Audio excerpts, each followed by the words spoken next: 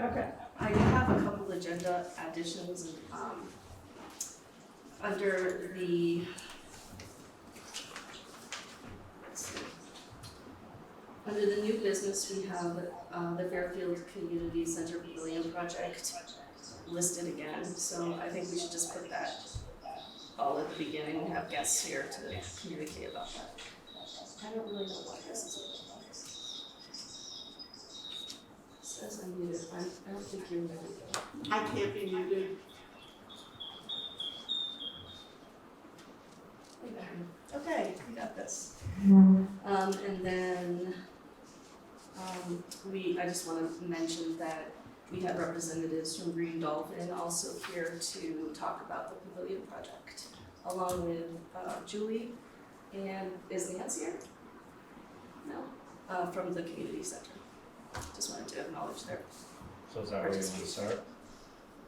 I think John Schweindorfer, are you here today? Yeah. Okay, the Water District, and Sandy Ladd is here. So I think we can just go in order. Okay, Mr. Schorndorfer, you can come up to the table. Okay, well, thank you. So, for those who don't know me, I'm John Schweindorfer. You can come sit down. Sit down? Sure. Oh, boy. Either one, you walk, I don't care. We don't bite. Okay. Can I run the gravel? Gavel? Pass out your forms here, John. Oh, sure.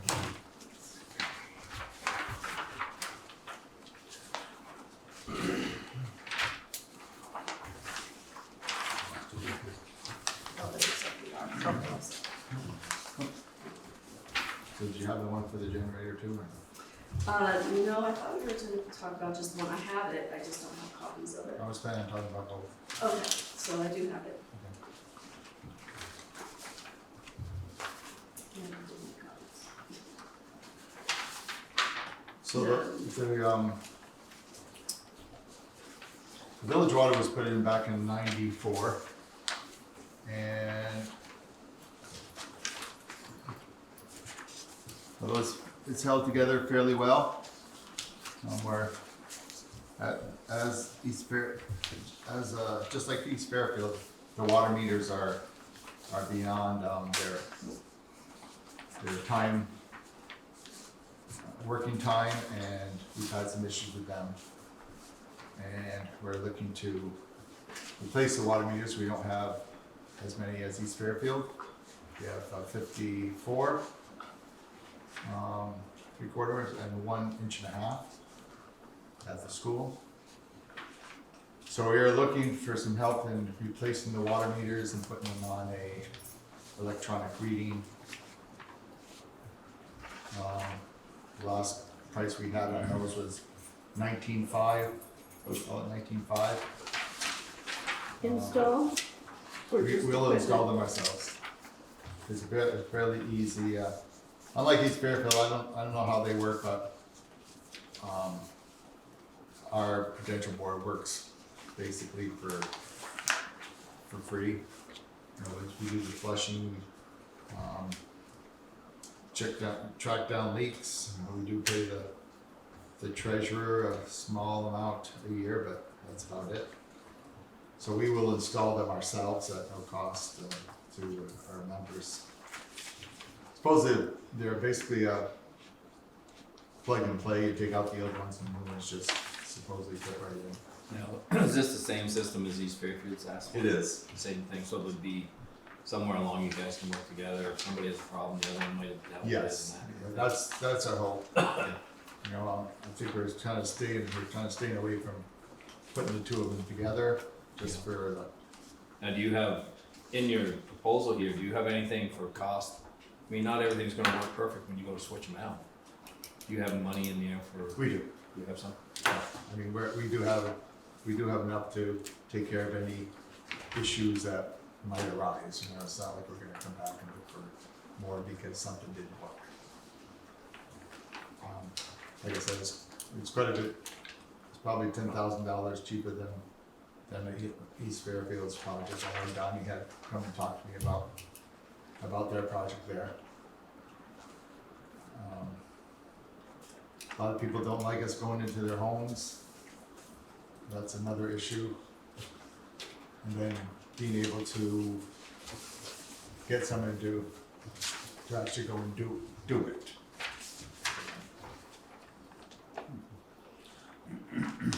So this includes training and, you know, there is a yearly fee, which obviously we're not gonna ask that, otherwise we should go obviously take care of.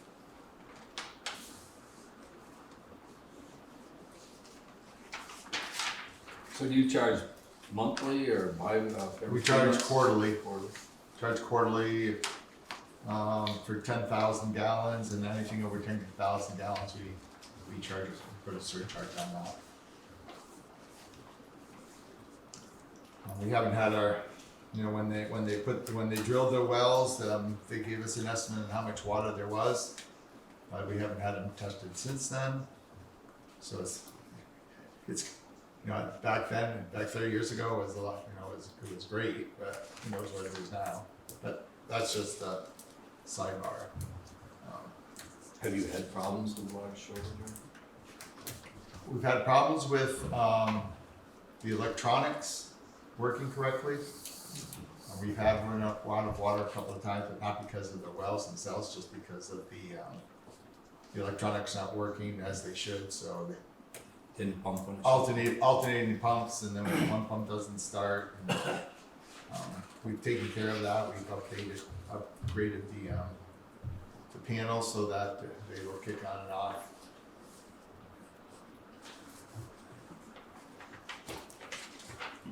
Do you have much trouble with leakage in your lines? We have in the past. We've chased leaks for 2 or 3 years. We've had the water resource, the state water resource come in. We have different people come in. We had a really bad leak down the store that we didn't know about. The drain tile was picking it up. And when we plugged that, I think it was close to 8,000 gallons a day. That's how bad leak it was. I know we had one over by town garage there. Must have been leaking quite a bit. Yeah, you know, right now we're in pretty good shape as far as leakage goes. I think we've got it under control. But the reason we're putting the meters in, the electronic meters, that way we can monitor them more closely. And a lot of people have leaks in their, whether it's a running toilet or a leak in the basement. We've had that. Or we had a really bad leak in the greenhouse at the school, which isn't metered because it comes off the old fire station building. And that ran for a month or more before we finally tracked it down. You know, we provide free water to the fire department. I think at Matt Playful's Sugar House fire, they took 30,000 gallons out of a 40,000 gallon tank. Just because they didn't have any, so it was so cold, they didn't have anywhere else to draw water from. So How many customers does use Fairfield have? they have quite a few more than we do. I couldn't answer that, but I'm almost thinking almost double. I think they told us I think, when yeah. they came, so I can look back and find that. What was that? How many customers? 54. Yeah, I think they 100 and something. Yeah, I it's remember. quite a few. 20, I was gonna say, but And one farm, one commercial, one farm and that commercial building. East Fairfield did 10% of their portion. Are you guys willing to do 10% like they did? oh, certainly. Yeah. They didn't say, Brian. On another note, the other thing we're looking for is a generator for the up at the well site. So for quite a few examples, like when the fire department did 30,000 out of a 40,000 gallon tank, if the power went out, we would have been in trouble. We provide water for obviously the fire department, the school, and the church, St. Patrick's, and the town clerks here that if this, for some reason, the school couldn't be used for an emergency or whatever, you know, those two other places are used as backups. All emergency Emergency. shelters and You know, we provide water for the, free water for the fire department. So that's why the other thing we were hoping to maybe get a little help on is a generator for up there too. That's 9,653. Yes, Now, those other fellows in that other district they had shelter concerns, they had a lot of issues. What is your infrastructure, I mean, other than the generator, are there concerns like they No. have? no, but not right now, right, because the, like I said, it's, ours isn't as old as theirs. We have a 40,000 gallon, 20,000 gallon a piece tank, so 40,000 gallon storage. We can drain one, clean the other. It's suitable for the amount of homes we have now. Do you know the capacity of the well in terms of number of households? No, again, back in, there is, I think there is some information on that, Melissa, from way back, what, you know, percentage every year, what you might be able to add on, but I couldn't give you a guess unless those wells are tested again. Are you planning on doing that anytime soon? Because that's a zoning question We are that not. we have had come up a few times. We are not. We are not in any, to be honest with you, we are not in any hurry to provide water to any kind of development. I mean, if there's a house here, a house there, I think that's what, you know, that's what we were set up to do when we were first put together, but to provide water for a 20, 30, 40 house development, I don't know that we could manage that. I mean, like I said, we'd have to test the wells. Someone would have to pay for additional storage because of what we have now is built to handle the 55 places we have now. And we do have two farms. We have Menards here. We have Bill Burner Place there. So you know we don't have. If somebody wanted to build a development, somebody's gonna. That somebody would have to pay for the testing and the storage. I think that'd be fair. Yeah, I would say, you know, Okay, good to know. yeah. Your tanks are all cement, right? Our tanks are all cement, yes, underground cement, and they have a cement top. Yeah. So if you did 10%, it's roughly $3,000 on your side. You're good with that? That's, Yes, yes. Are you talking the generator and yeah, meters? both the generator and Do we have to have more than one bid on this part? I just wanna make sure we don't get, this is ARPA money we're gonna use, do we have to have more than one bid? it's not a town group. Right, give- but I'm just saying this give- ARPA money, some of this stuff has some requirements. Right. So the requirements that we would need is just, at the beginning, an itemized budget, which you gave us. And then we would also need the expected outcomes, like the numbers, how many homes, how many businesses.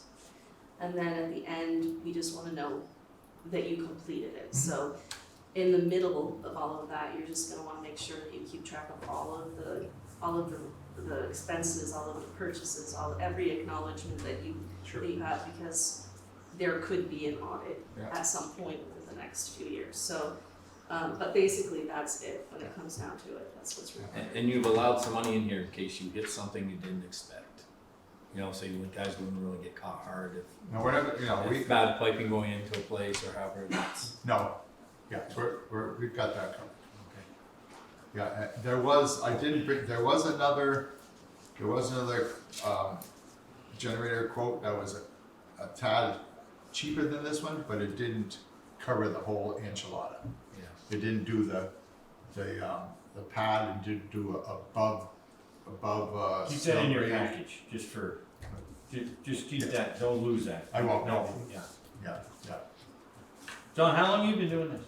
too long. So, Well, you're looking for another job? No, I'm just curious, I'm curious. I was on the original Prudential Committee when they drilled back in 93, 94. And the history for Fairfield Center is that everybody had their individual springs. So I don't know that anybody, maybe one person had a drilled well. I know Dick Hargan drilled one to 800 feet and got nothing. So So one over at that red house, they got little than So everybody had a spring, and usually the end of June, everybody ran out of water. So every house in this village here has or had a cistern in it that collected the rainwater. So Dan Batchelder, for those that may know him or remember him, Dan got on it and Great guy. he stayed. Dan's the one that pushed this all through. So we looked at sites up on top of Gilbert Hill. We looked at sites like down at Ned Brannan's, and I don't know how we ended over at David Williams. But we had a geologist, a young guy who read the stones, believe it or not, and he drilled a well up to Williams, and got nothing. I think we moved about 1,000 yards and hit 125 gallons a minute. And then moved another, 300 yards, got 75 gallons a minute. Those are rough, those were proven, that's what their guess was at the time. I think they proved out at, I don't know if it's 75 or 50 or, but that was the history. And so they put the water system in, Don Weston put it in, and except for a few leaks here and there, mostly that are fittings or bad. Huh? That's the connection bad. Thank you. I think I'm the only one left from the original. Everybody else is gone.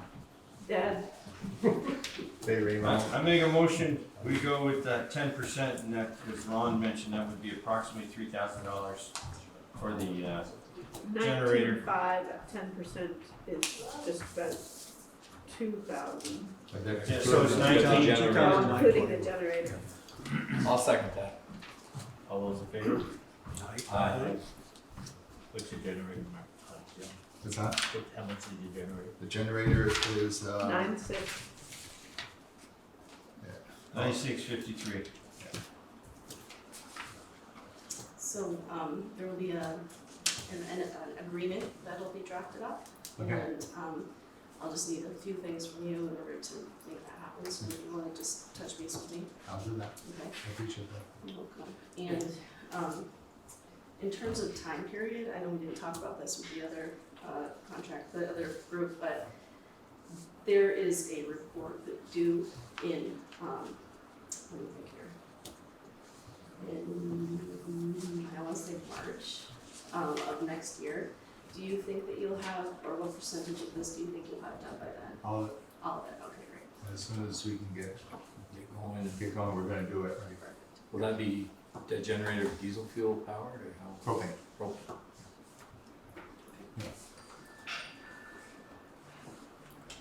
Very good. Good luck with it. Good luck. Thank you very much. I appreciate your help. Thank you, John. Thanks for your help. Sorry, just 3 meetings to get all together. Well, at least you showed up tonight. They were gonna wait for you, but I did too, but I thought. I ain't worth the wait. Thanks again, everyone.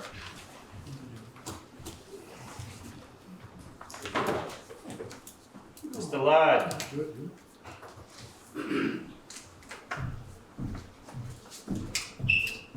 Thank you for having me.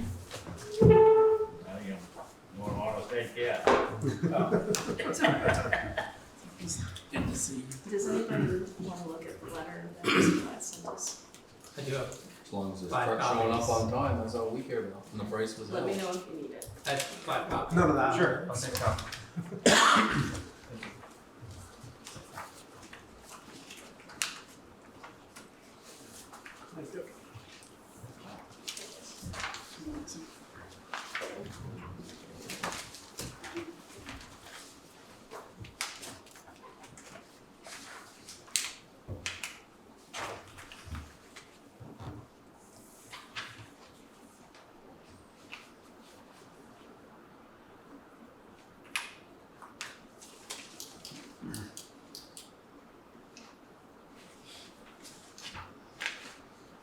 So your contracted price last spring wasn't a guaranteed price when we signed that letter last year?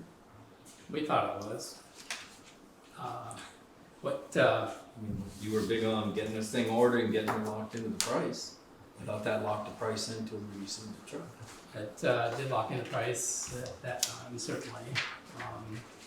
Good news is we're building your truck on June 2nd, so that part of it's on track. But these surcharges were something certainly we didn't expect, we couldn't foresee, and Is that in that contract we signed? surcharges. Yeah. It was not. And when we received the first surcharge, $2,900 in January, we sat and Mr. Charlie Boyce discussed the challenges, especially on the municipal side, that already voted, budgeted, issued purchase orders, resolutions, and we decided that we would absorb that $2,900 as we did. Many trucks, it's affected numerous municipalities. But what we didn't expect was another surcharge.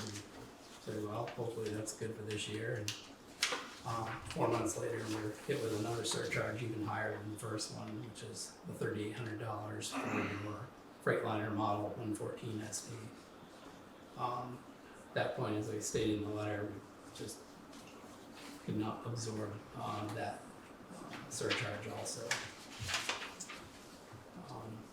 I've been in business for over 25 years and haven't seen anything like this in our time. And of course, I'm sure we're all seeing some of those effects of Your contract supply. with them made cover that? It did not have the ability to put those. And normally, when this has happened in the past, it's been tire surcharge for $500 or steel surcharge. They've been minimal in the scheme of things to accept.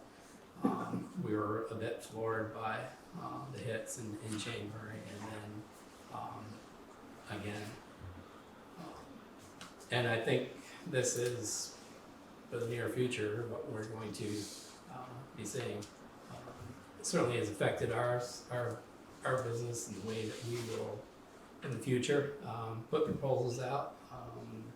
Many of the body quotes are listed with that verbiage in it now for surcharges. Just actually your Viking quote has that in there, though I haven't seen any from those folks. But I think, we kind of like to do business face to face, like Vermonters, and you guys are probably one of the better examples of meetings I can go to where we kind of do business on a handshake and a verbal yes. And unfortunately, it's changing, and not that Vermonters are forcing us to do that, but the outside impact with the volatility of the market and shortages with inventory, it's something we hadn't played, and we'd rather not do that. But if I was to give you a proposal today and take another order, our contract would have that and does.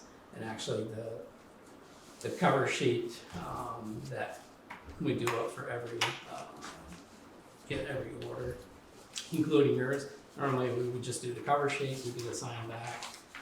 Never really sent the back side of it with the fine print or the lawyer talk, which you would, but it is clear in here that if you were to read this, then we would have had that covered. And in the future, unfortunately, we're going to have to make sure the customer reads this, so we're covered on our end. Did they say what that was for? What was the reason? It's just everything increasing from transportation. Yeah. Our axle manufacturer, the transmission companies are all giving us those surcharges, and obviously they're passing them along to us, and unfortunately we have to pass it along. Is that the end? Is that it? Done? No, I wouldn't expect it would be. we're expecting more surcharges in the future. Well, you But said your we're truck- talking about No, I mean about Your this truck, you're good, because it's building, June second. No, that's what I mean, this truck. But yeah, I think this is gonna be the norm, until things get lined up. It certainly changed the way we do business and not really the way we want to do business, but, and very difficult for municipalities like yourself to budget and approve and sign. And then all of a sudden, where does that money come from? Are you willing to split this? That's an excellent question, and I've had 30 municipalities that I've had to have this conversation with, and to be consistent and fair, we have not negotiated the price, but I have a couple of options for you. One thing that we looked at, and I did present it with your warranty costs when we purchased this truck, was to look at savings. I'm sorry, I don't have 5 copies of this, but when we did purchase this, the cost to lower your warranty cost could be set for 7 years, 100,000 miles, where traditionally you have been purchasing 150,000 miles worth of coverage. So that's certainly an area I believe, and I base that on looking at your trades that we've been involved with, and it appears because of your turnover and your purchasing policy that we can certainly be in 7 years you're not going to be putting more than 100,000 miles on your rigs. I think the worst case scenario was 8 years you were at 104, but I think that's an area that we could save. If you chose to go that route. The other option that, after talking with Mr. Charlie Boys and our sales manager, and we've had this request from a few towns, is that, well, if truck prices are up, then maybe used truck prices values are higher than that. And we certainly, this was the condition that the trade, where we generated your trading value of $57,000. We'll certainly can take a look at that when we take your truck in, and we expect more scratches and dents and all that stuff. But if there's no damage, the tires are equivalent to what it was. We certainly consider giving you a higher trade value on that. And I don't know about splitting it, but yeah, we certainly could be. If you've already got it sold, right? We do, yes, we do. So that you could give more, because you already know what you're gonna get for it. And just tell them it's a surcharge on that truck. Yeah, right.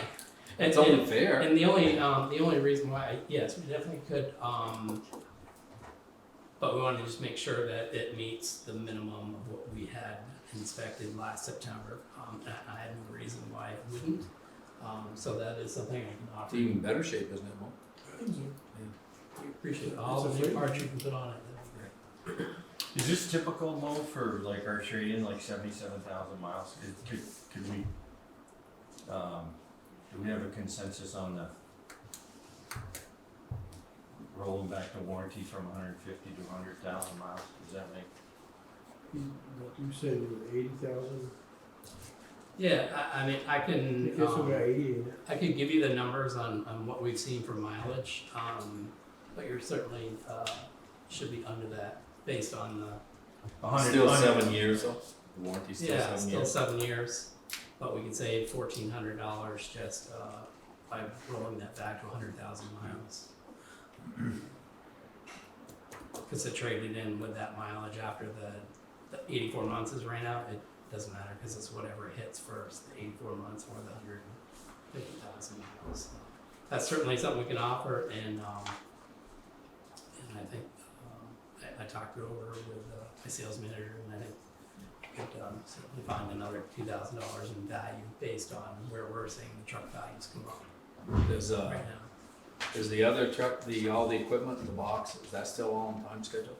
I believe so. I was at Viking this week, and he is ready as soon as we can drive it in the door. So if it's made June 2nd, when will it appear at your? We would expect about 4 weeks for it to arrive here. So being right around 4th of July, I guess we get it to Viking just after the 4th. And literally, we brought down a truck there this week, and they drove it right in the door and started on it right there, because they've had some other challenges with some of the other manufacturers getting their trucks on time. So they're really looking for work right now. So we just sent 2 trucks down, and I would guess things should be in pretty good shape to get you guys right in.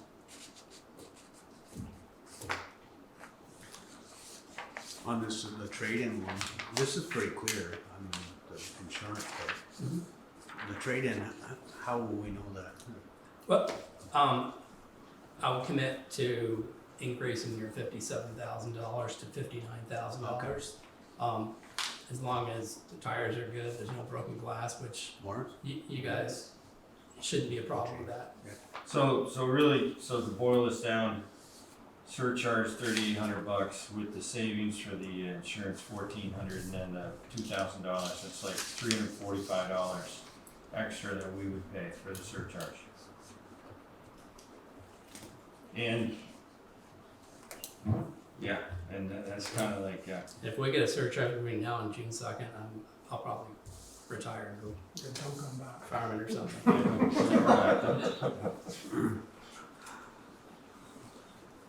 Like Brian said, it's still off like $300.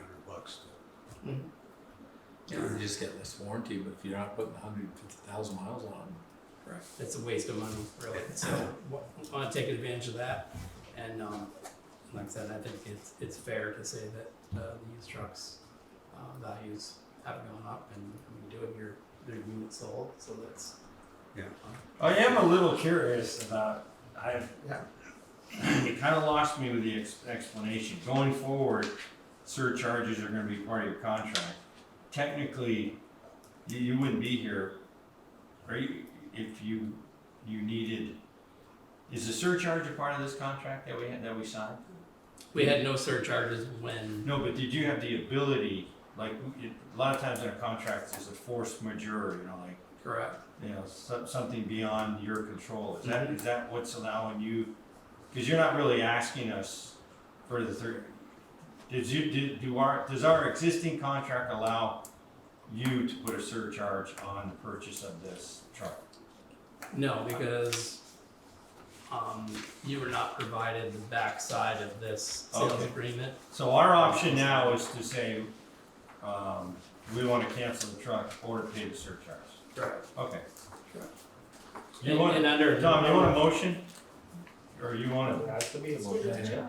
You got an alternate. Did you ever Okay. have that? I make a motion that we pay, that we, as a board, agree to pay, provided that the trade-in value no changes from what's provided. no, we want to change in that 2,000 plus. No.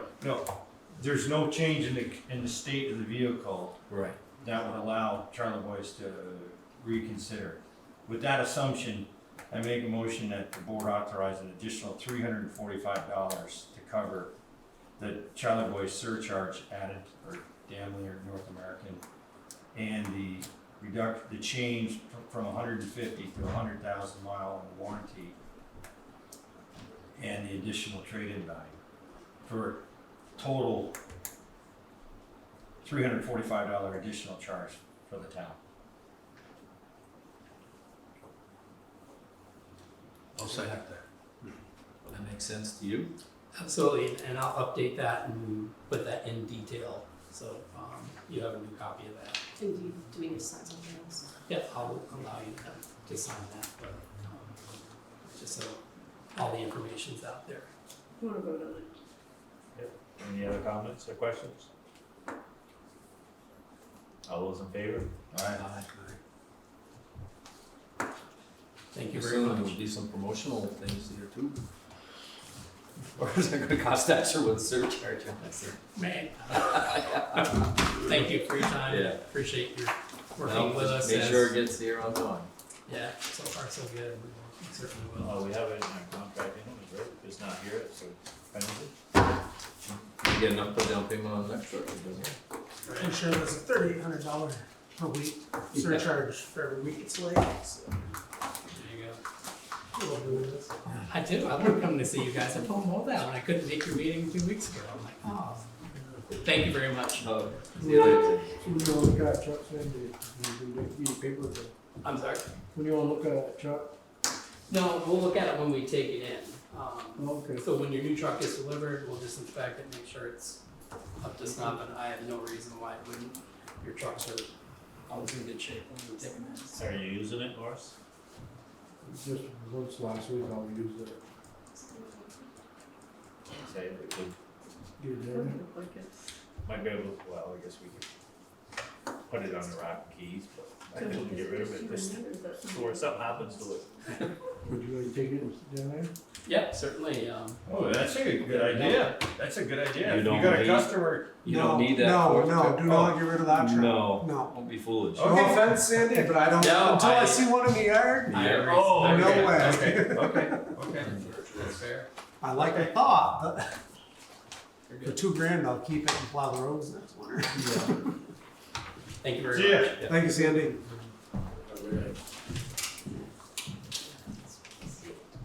Who's next? So we're gonna be opening sealed bids for the pavilion grant. Do you wanna come forward?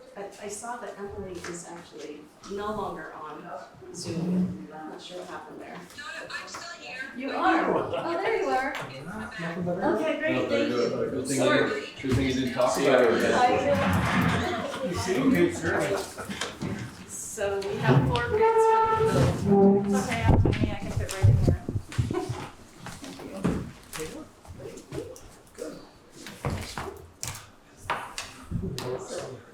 Emily? Yeah? Emily, can you hear us? Okay, do you want to introduce this, or do you want to introduce what's happening today? I mean, I don't know if you want to just remind everybody, Or maybe Lynn or Lynn. should introduce it. So Lynn is with Green Dolphin, and she's been contracted to be the clerk of the works, and so she's been working hard on getting the bid documents out with everybody, keeping everything on track with that, answering questions, making sure that we are, following all of the procedures. And the community center has been working with me to create invoicing processes, and Emily has been working with everybody to make sure that we're following the grant guidelines. So today we're just opening these sealed bids for the project, which is a pavilion project. Yes, I think that once they're opened, I believe Emily stated that the apparent low bidder would be named. And then we need to have time to review all of the bids to make sure everybody's apples to apples and that we don't have any alternates. And that will be done by Jim Cameron.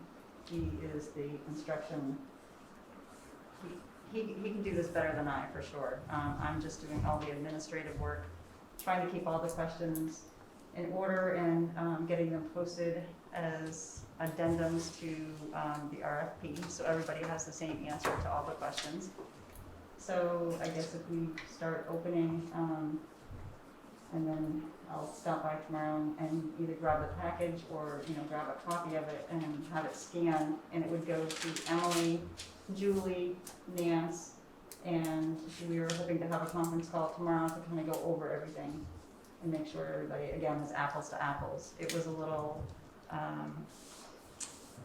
difficult in the beginning, trying to put this all together based on the sketch and a lot of the questions that some of the bidders had.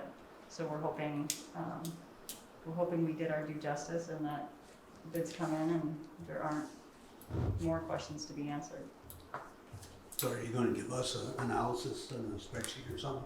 That is correct, we will do that, and we'll go through and we'll make sure everybody adhered to the RFP as far as how it was mailed in. There's specific guidelines It has to. from what Emily said, because there's a grant involved. So we will do that. We'll name all the bidders. I started one, but then I decided that I would Against wait it, right? Well, this way she can until, record Jim it easier. reviews them, and then we'll kind of review it a little bit in more detail. I mean, for now, I could tell you, just by looking at them closely, if everything was on the envelope as requested, if they had their certifications for lobbying, certification for debarment, and all of and a bid guarantee.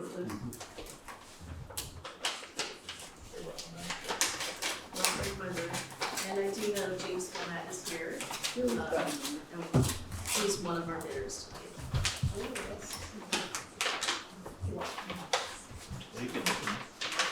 I think you have. No. Oh, you want me to open Yeah, them? And then you Can you sign it? Is it need signatures? Yeah, these. That, Thank you. does include the check by the water district.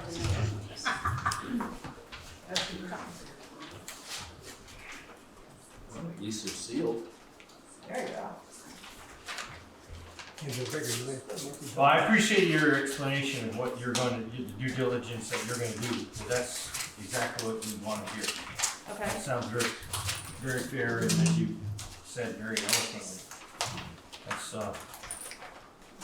Well, it's been a long time since I've done bid packages, like a very long time, so I'm hoping that we captured everything that we needed to, and because there was a grant involved, right. there's a little bit more involved to it. It's not just your regular bid, which I believe you guys are used to that. That's it. But the fact that you're gonna make sure there's nothing missing, or that there was a misunderstanding, or if it's a low ball or a high ball, just like, there might be, someone might have misunderstood. Correct.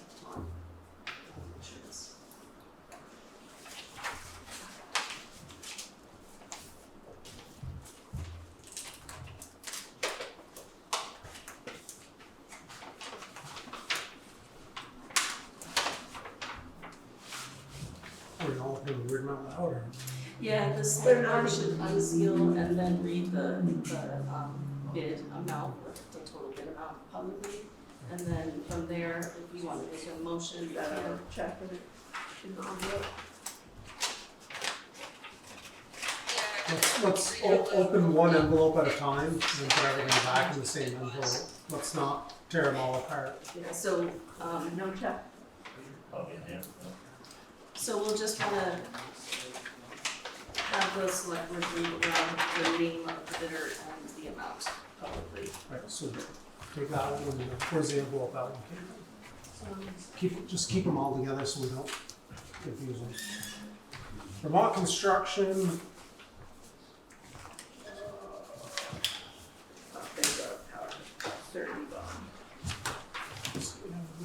Did they get a bid document still? Okay, Vermont Construction, is there a check?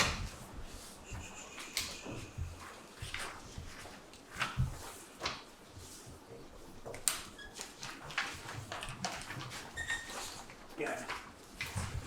Okay, wait a minute, we're using up this. Okay, stop opening them up, Melissa. There are four total. Okay, I'm not open. that's Vermont Construction. Yeah, ours is this one.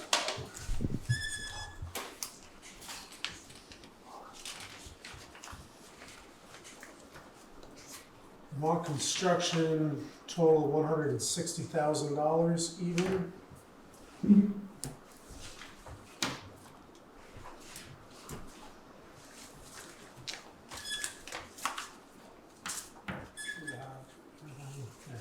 put that one away.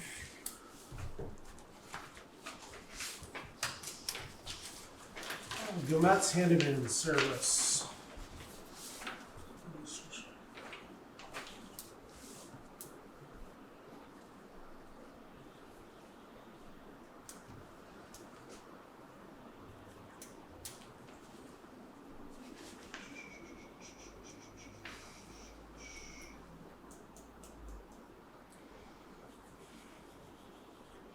Okay, base price for Gilmette's handyman service is $75,000. There's an alternative number 1 and an alternative number 2 that will need to be reviewed by Jim Cameron.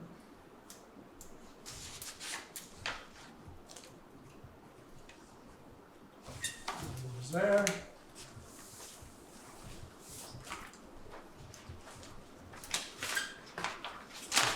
Oh, Opus Corp. Lump sum bid is $149,000.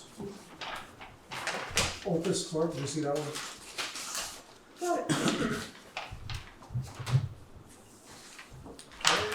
This is the same gazebo? Hmm?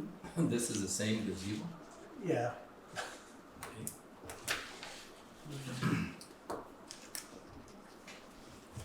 It's bid bond.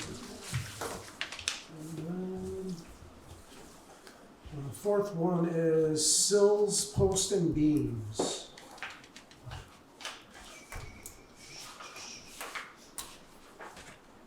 Total price for project $34,000. I think I might have an explanation for the reason that everything's kind of all over the place. With sills, post, and beam, he is bidding on the timber frame only and not the rest of the project. So if one of the other Vermont Construction or Gilmays or Opus Corp, if they were bidding on the whole project and Sills' portion of that project was lower, then there's a possibility that one of the other 3 companies would secure his price rather than the price that they have. Does that make sense? So Kind we of. subcontracted him. Yeah, that's something that contractors. We'll let you, Yeah, we'll let you, let's- you said We're, that. we're not going to announce a apparent low bidder or anything. We're gonna go to Jim Cameron for some clarifications, and that would be my suggestion, because these are not comparable as such. Correct. I mean, you can tell that right off. Yeah, the two- no, two that's what I'm saying, but Yeah. that's, Good. How big is this gazebo? It's 20 by 40. 20 by 40. It's on piers, I assume? No, it'll be on a slab. There was some work that needed to get done to accommodate a floodplain, which is something like that. Well, it was in a designated floodplain, but we got, change that. yes. Through the engineering work that we did, that proved that it wasn't actually a location that was likely to flood. I But was gonna say that school was built one in thing to note with the prices of schools, 57. that they I have went these first grade several, there. The school is in the contracting rates, which Yeah. are usually higher, and add cost. What Emily was just saying is that the contractors need to also show that they're using the federal pricing, the federal rates for contractors and employees, so that might also they'll take that into account as well. In this project, once we know the total amount from the federal government, I think that it's 100% reimbursable, correct? Correct. The grant is 100% reimbursable. Okay. How long is the RFP good for? These quotes, There was Or a bids. timeline on the project. It has to be completed by March of 2023. yeah, so their price can't change. But the bids, I think a selection needs to be made in 10 days or by at the next select board meeting. You better check, there's no surcharge possibility. Well, I was listening over there and being in construction, unfortunately, he is correct. Their surcharge is getting it's unbelievable. So you got 10 days to, So it'll be at the next select board meeting. There are 14 days. 14 days, that's right, 14 days. So one of the things that you could do is make a motion to a low bidder, but I think that you decided that's probably not the best way to go about it. We should know who we'd like to suggest by Okay, so, tomorrow, correct? so you guys, the community center is selected, where, Well, I think with Jim Cameron, yeah. so you guys need to talk with Jim Cameron, Right. get your ducks in And a get row, back to you. come back to us at the next meeting and make sure everyone's squared away, Mhm. and then we can move forward. Is it appropriate to have a motion that allows you to make a decision based on our review? I think we just make a motion to, make a motion at the next meeting. I mean, that's sort of, we were on Yeah, this. we're just Table Table this to the next meeting, Yeah. the expectation that you guys are gonna get all the ducks in a row, make sure. And just one question, the next meeting will have enough time that will be, the terms and condition to be set for the people who bid, is it in fact 14 days, or do we have to make it sooner, or is that? I thought Emily had said it was 10 days, or maybe, I think I said it was 10 days, but I'm pretty sure that it was. The way the prices are going up in lumber and gas, it's just, we need to know that. Right. Because they could say, oh, we can't do it at that price. I think the sooner the better is what the community center is looking for, because they'd like to get that started. There's no grant requirement, it's a procurement policy with the town only, she said. When, So and I when do is have the a board procurement meeting? policy from Oh. the 2 town. weeks. where Okay. computers So are- it's not 14 I days. I don't have access to it right Oh, now, it's- sorry. You're so. I need to wait till the last second. That's what I think 14 days is fine. There's no federal requirement on that, so. Linda's just saying our next meeting's in 3 weeks. Yeah. Or it's in two, the sixth. It's probably It's the three. second, it'd be the second Monday. So we have 3 weeks. So next Monday is still this month. Right. So the following Monday will be the first Monday of June, so you're 3 weeks out to the next meeting. Should we have a special meeting? I mean, it would make sense. I mean, I know that we don't like to do that very much in this town. I haven't seen it happen yet, but I think it's worth it for the money that's involved. We're just gonna approve what they okay, right? If I could for a second, We have a, James Gilmat here. I just wanted to let you know that my contract is only good for 15 days. Oh, okay. On the contract, it can't hold it any longer than that without a Well, that makes contract. good. There's an This answer. lumber market's so unstable, so. Right. How about, Just so you can we guys do, know. can we do a, like a phone get a presentation like 2 days from now from what, we'll take a vote on the phone and, You could Zoom. we can Zoom in, and you can call into a Zoom. Personally, I think it just needs to stop up for an hour meeting. yeah, I don't have, I think we gotta get it done. I think we drag it out, right? I mean, I don't know what other He people makes a think. good point over there, so. Yeah, no, I got a friend who's building a house, he's got a $150,000 framing surcharge, you know? It's insane. Yeah. So we're just gonna approve the last, the one that they do, so all we got to do is do it now, right?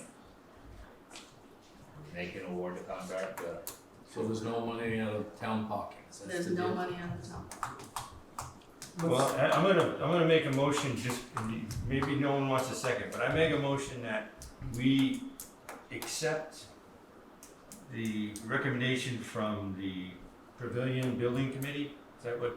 Sure, proper- that's good, that's a good name. Yeah, and we ask our administrator to be, if there's any red flags or any reason that we need to call a special meeting, but notwithstanding that, we accept the recommendation that is done in the due diligence that the Pavilion Building Committee selects a vendor, and unless there's any reason or a red flag to meet in person, we accept that.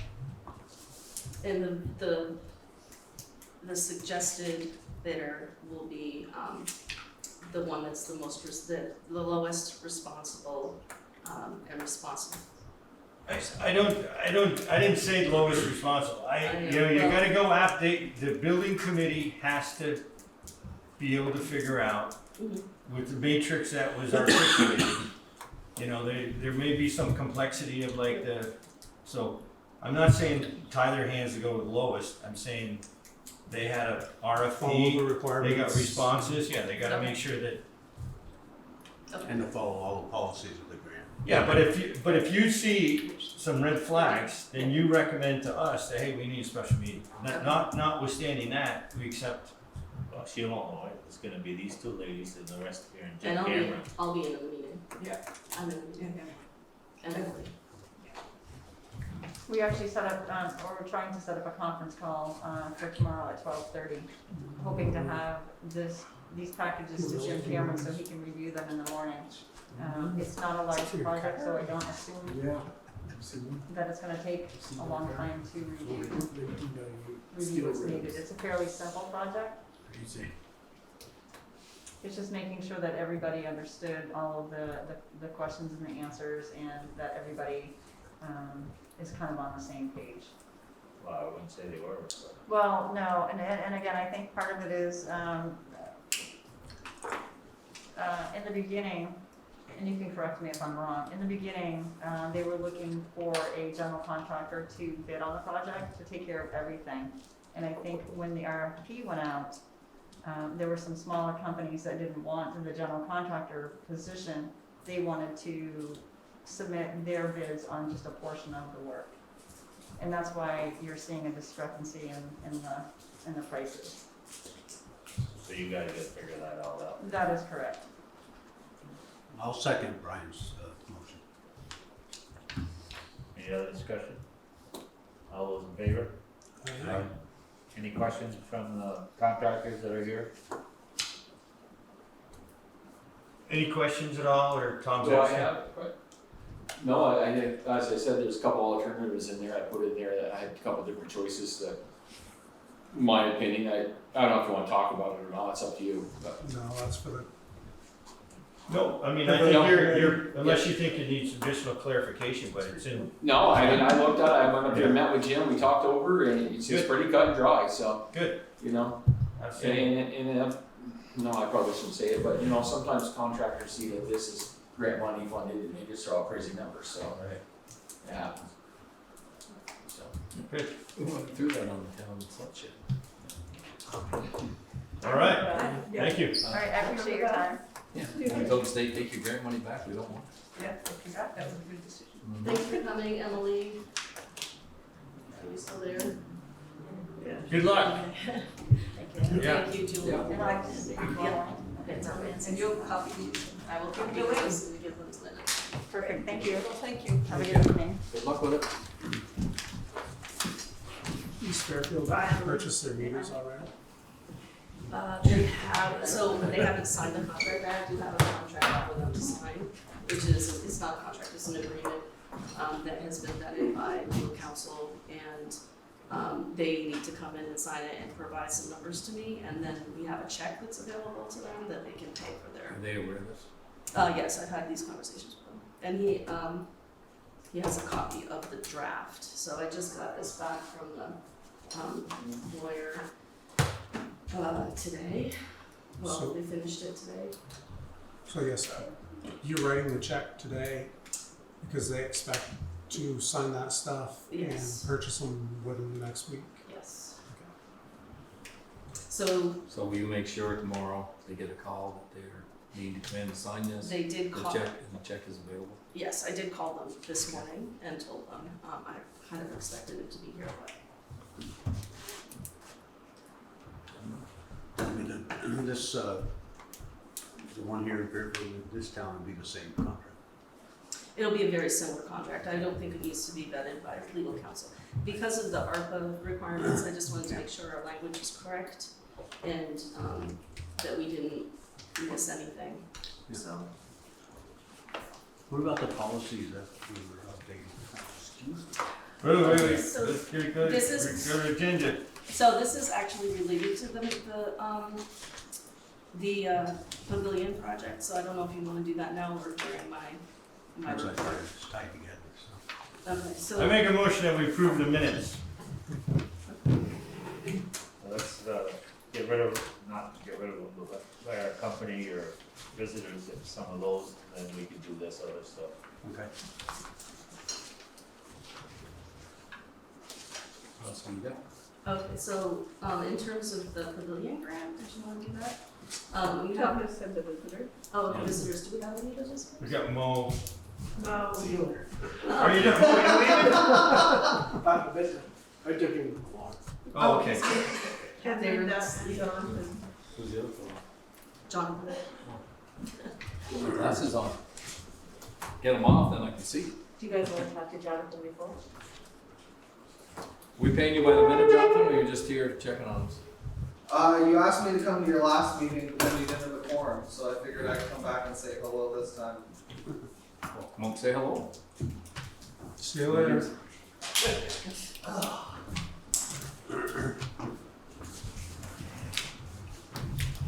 Chair here.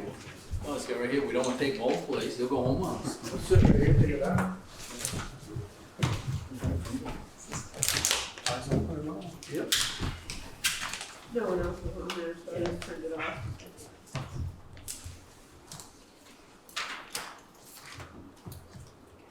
About to report. My report. Yeah, let's save him for later. Let's get you, Morris. Mo. Okay, somebody, sorry. Morris usually goes before me. Here you go. What are we doing? Look for me to report. Any, couple of days, we shut roads out for her. Getting time done. Got some, the paving, I see that's all new business, the paving contracts.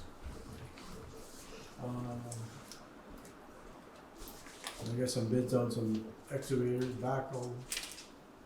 When you want to do that? Yep. Is that new business? Do it Yeah, now. do all your- We're trying to, Tom's showing you respect, Okay. so. Okay, got, bids on, two excavators and two backhoes. So this is based on our discussion about the backhoe getting old. Yeah. It's a 2004.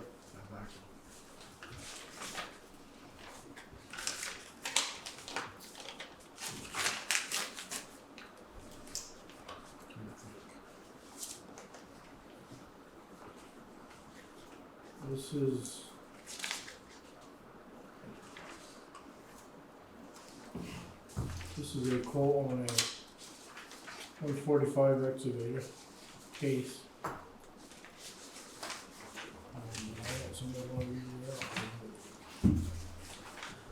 I thought we didn't wanna go with an excavator. I was gonna say that when you were giving those quotes, I was thinking we weren't talking to these ladies before. No, it's, Is this a mini end or what size? that's, the one there, Tom, is same size as yours. That one, he just 145. And then there's 70. Then he got a quote for a middle. What did I say? Maybe, yeah. The excavator 75. This one's a backhoe. You got backhoe right here? Yeah, 114. Excavating, but how much So that one's a 598 You gotta have S9 good operator. backhoe. Yeah, that's at 590. Depending if people. Well, Here, yes, lay them all out, and I'll read them out. and see what- Yeah, bigger. So you're thinking of like, just by the wheel ones. looking at a excavator, just So we mentioned for the last time, conversation. and Put a tractor on it. You got price a trailer. wise. is that all I got was liability? one backhoe and one excavator. How much do we use? Sorry, I can't hear. John Deere sat Do there. we wanna have a whole conversation Two, together? This is on No, we want the backhoe 2015. because we want to alter it I in think case it's the 80 hours. loader screws up. We got the backhoe Yeah. load the trucks with. In the winter. That was our main We thought. got a 310. This is the trade-in, price you're giving us for a trade on the one we got.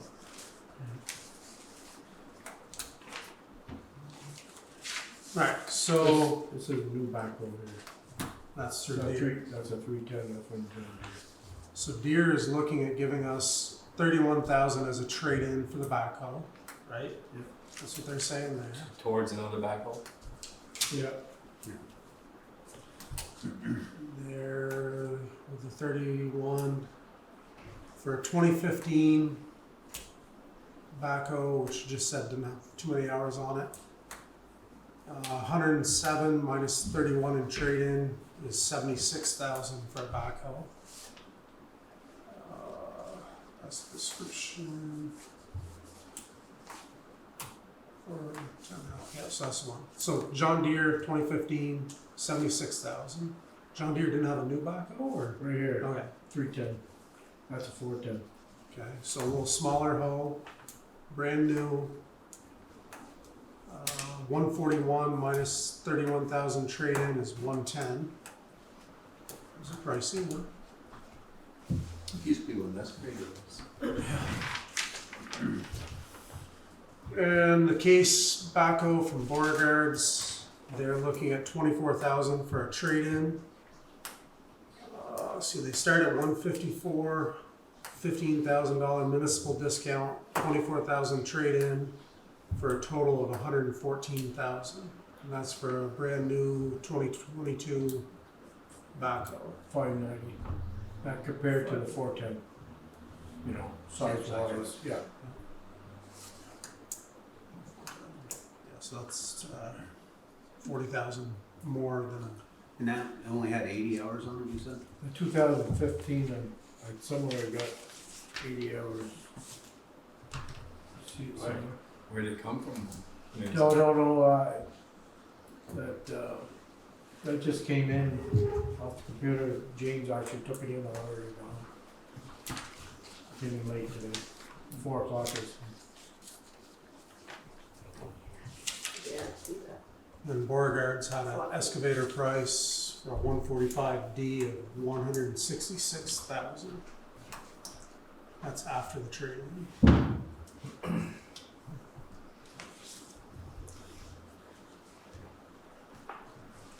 So were we? Who gets that one, do you call it? That one, that's a 310 we got now. 410. 410. What do we get for that? About that John Deere, that was 310. What? I thought 410 Tom, I could be. I think it's, I think it's a I think it's 310, a but maybe 310. more. Came from a guy in Barry. Remember that? It was a pretty good buy at the time.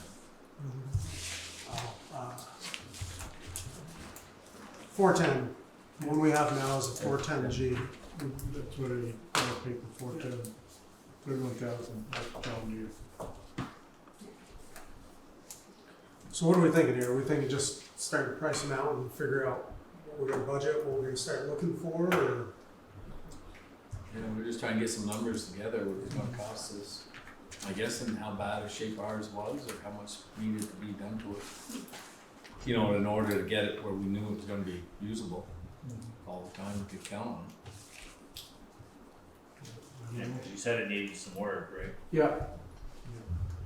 Bucket part, the motor is, you know, smoke, so. I think 6,000 hours on it, so I don't know. How many hours do we put on it? Would you normally put on it backhoe? It's If it was running? And, It's hard to say. yeah. 1,000 hours?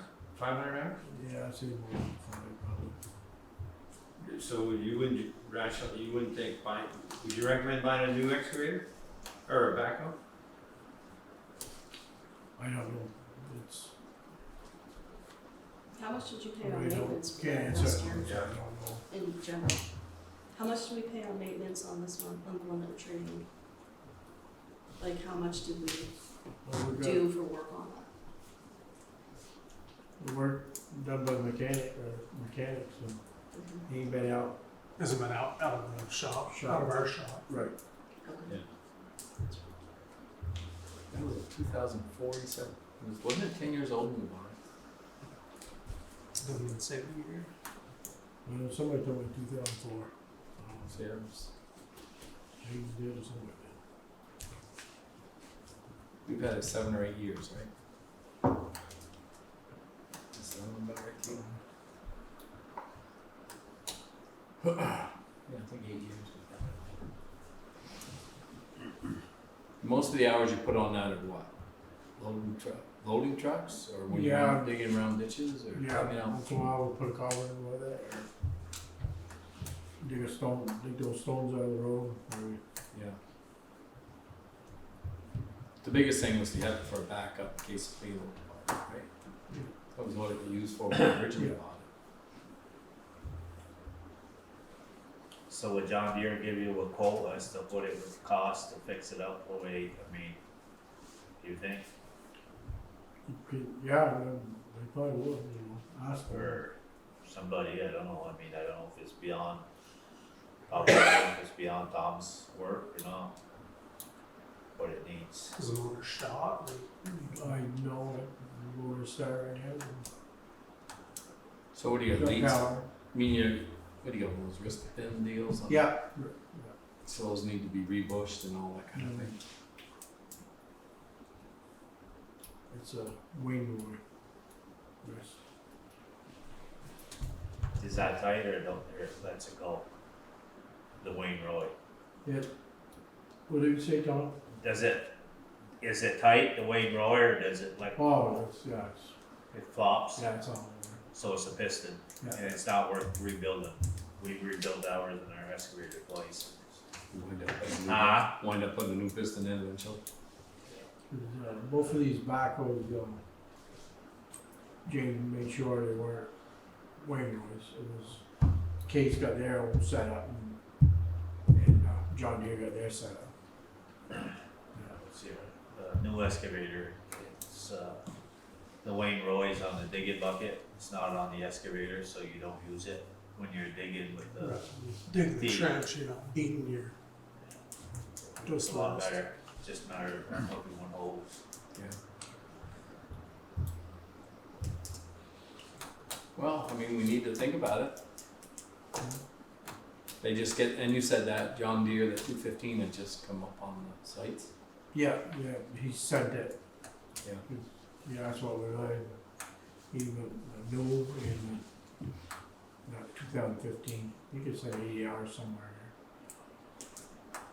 Nothing from Cat, there. No. they talk to you or no? Talked to James, salesman, I don't know. Called him 3 times, so. We called down there and she said, well, I'll give you the number. He said, James said, I already talked to him twice. You know, you guys gotta get together there. He told me we had a meeting tonight. Do you deal with Beauregard much? Do you deal with the Case guys? Yeah, we got a case loader over here. That's what, 4 or 5 years old, 5 years old. He didn't have any use or he just No. didn't offer it? No, he didn't. Well, we asked him about it and right then he did.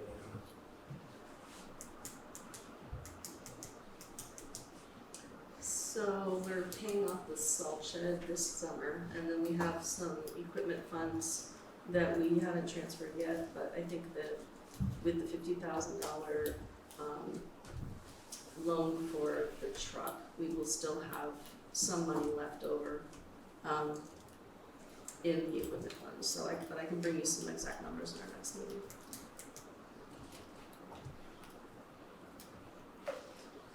Yeah, I think for now it's kind of a. Get an we idea of know what it's we're looking 100 at. We're gonna blow 140 if we go through one of the dealers.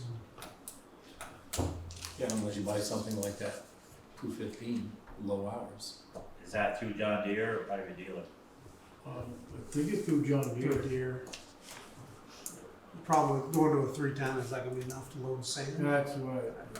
Well, that's a 310, the one they traded in. No, that's a 410, isn't it? No. 410's a 215. Yeah, year 2000. 310's a new one. Yeah, and it's, Yep. like I said, Kurt said, the 590 case backhoe is compared to the 410, you know, size wise. I think 310 might be downsized a little bit. So I think we should just keep on the back burner, and I mean, if the salesman comes through someday and they have a trade-in from somewhere it's worth looking at, take a look at it. Is there, just to be a little provocative here, is there a way to contract for it, the loader, so that the reason we're talking about a backhoe isn't necessarily for the hoe, it's to be able to have a backup loader, right? So maybe could we contract with for a backup loader, a contingency loader, so, because a backhoe isn't really a good loader, and it certainly isn't a good for digging ditches and pulling, I mean, you want the best, it's, you know. No, but to go put a quickie culverting with a backhoe saves you $2,000 a time, What? right? By the time But do you do that much? Now, Matt, I mean, I don't know anything about what you're doing, but if it's not really a good loader, and it's not really, or maybe it is good for, maybe use the hoe. How often do you do a culvert with it? How many in the summer? Yeah, let's say 3 or 4. Yeah. Why else would you take it out of the shop? What else do you use it for? Like you said, dig a stone out of the road. Clean out, we got bigger dam to clean out with it. Clean stuff up. I said dig stones out of the road, Little, you know, very If it was nowhere, they'd use it more. If it was nowhere, they'd use it more. Probably.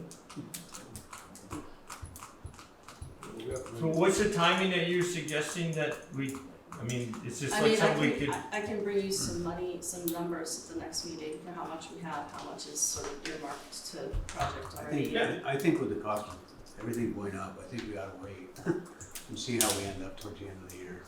So, let's keep our eyes open. Yeah. We're at a point where we know yeah. we're getting closer, but we don't need to spend money just No. because we're not spending it somewhere else. Right.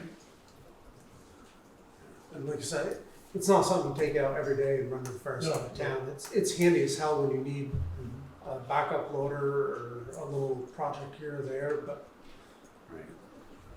I'd rather put a good truck on the road and have a backhoe for that. This could also be a usable, we could use ARPA funds for this if we wanted to, if that's something that you wanted to pursue. So just keeping that in mind. That's a good idea to me. I'd have you at least look into that 2015. I'd say I'd like to see more information on that. I'm not saying we're gonna buy it, but we've See had what good the luck safe with is. that other one for the number of years we had it, for what we paid for. If it's in good shape and stuff, motors sound, I would They be. haven't beaten ledges with it and everything Was that the else. one with 80 hours, 215? Is that Huh? what you said? You said 80 hours on a 215, It doesn't That's sound it. like much. and that's through Deere? 15. Yep, 2015 John Deere 410L.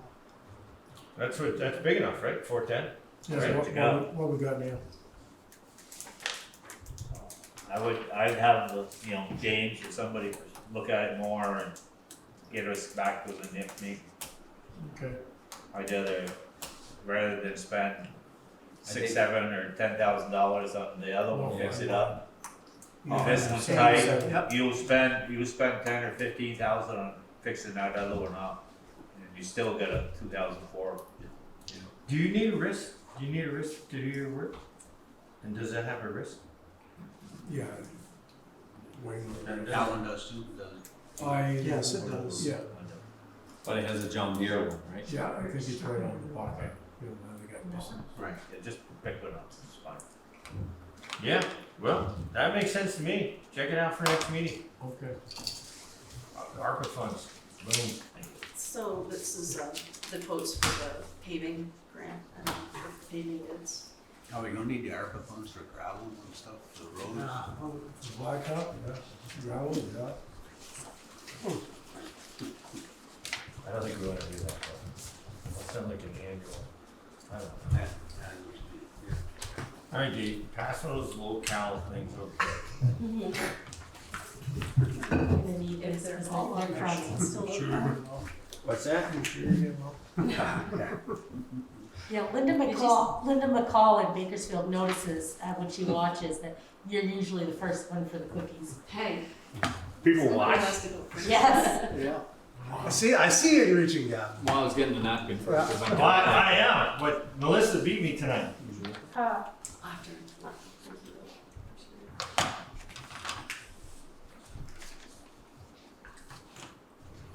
Sweets in your project. Did those bids get around to everybody? Whoa, those are Or good. did they stall somewhere? Thank you. Thanks. I think there's a pile of bids coming around that might have gotten stuck halfway. Look, could use all your ARPA money right here. This for us? Yeah. Did we get that grant for that Chester Avenue? So the grant didn't come in for the Chester Yarford Road, we were denied for that and the structures grant, but we did get other funds for different grants, which I'll tell you about in a minute. So why would they deny the Chester Avenue Road again? Did they give a reason? Yes, the reason for that is because we're at the bottom of the list based on the amount of money that they've given us compared to other districts over the last couple of few years. We should be higher on the list by next year. But we also have an option that can bring us lower on the list if we want to go, if we want to pursue any of those engineering grants that we wrote. We could get 1 or 3, up to 3 of the engineering grants, but it'll bring paving and the structures, our place on the list lower for next year. So we have to make that decision. This was the year they're pretty much saying they were giving money away, you could apply properly and all So what we that, or did, suggested. yeah, what we did receive is, we have $20,000 for Lapland Road, $56,000 for North Road, and we have 25,600 for grants and aid, coming for Jouet Road, ditching on Jouet Road. So we did receive money, we just haven't received, we didn't receive the structures grant for North Road or the P.E.G grant.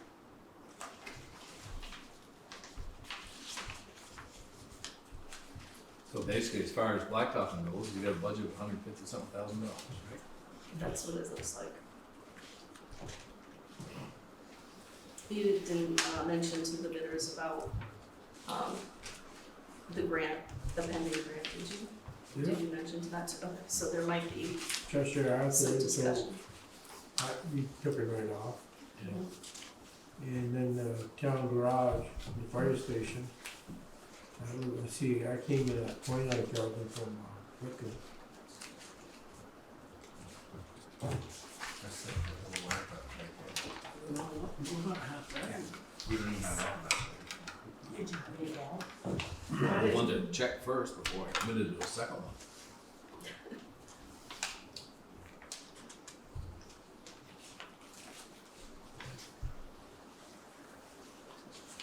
So if we do Ridge Street, Mill Street, and New Street in East Fairfield, we go by the tonnage, what are they basing it on, ton price? Pike, if you put the name down, Pricing based off May index, 719 a ton. They're doing the same thing to protect themselves through a surcharge. V-Trans must have said, this is what's acceptable to change bids by.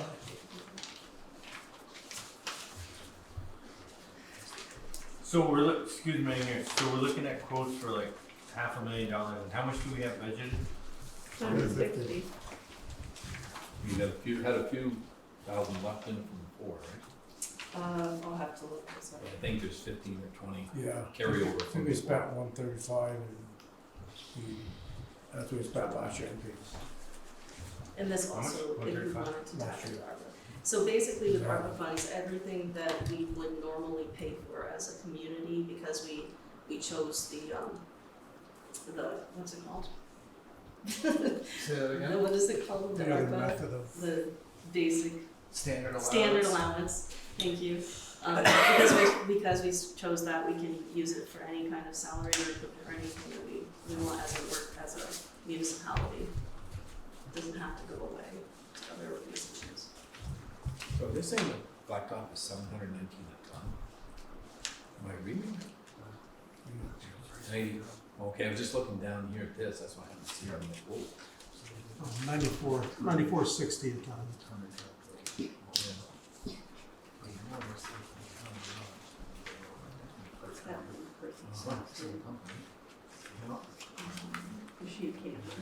Which of these would be a priority if you had to pick like? It's the, New Street, Ridge Street. New Street, Ridge Street. And New Street, we did have another request. Remember Craig why don't we Lumber charge had asked more? about New Street earlier in the spring, and I have another email wondering if you were going to do New Street or not, they were asking.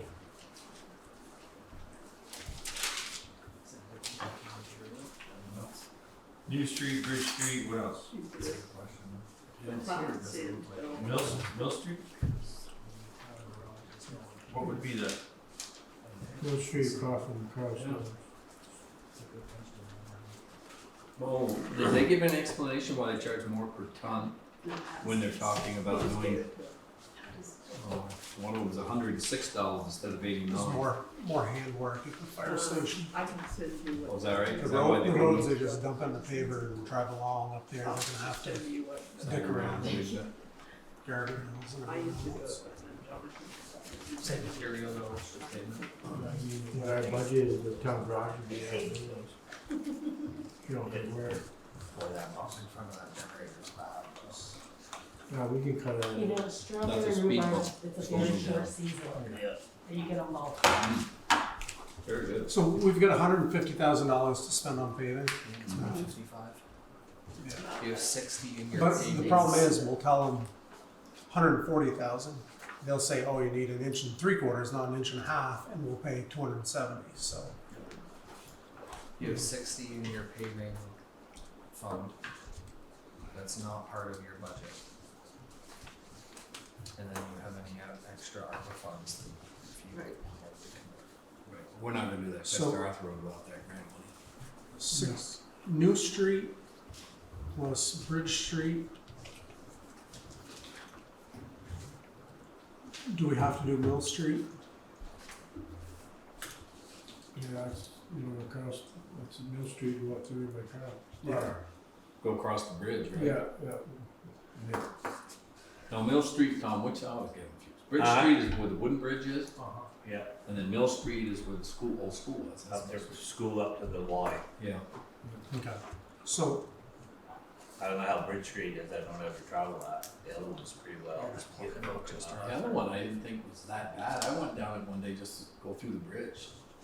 I didn't think it was in that bad condition, but. well, if we took Chester Arthur out, it would be something around 2,500. You know, I don't know what this, I don't even know what this unit is, but, you know, those are dollars, so it'd be like 250K. So if we had 150K in the budget, we put 100K of ARPA funding, so that'd be like 250K. So if we select the lowest bidder and said we wanna cherry pick your bids to include Bridge Street, Mill Street, Lapland, intersection, New Street, for approximately 250K, using 150 of budgeted and 100 of ARPA. And we have the CD as well. There's a CD for paving. About 60 in there. And that would be contingency, like Dave's saying, Yeah. just a 250K contingency, if we leave that out.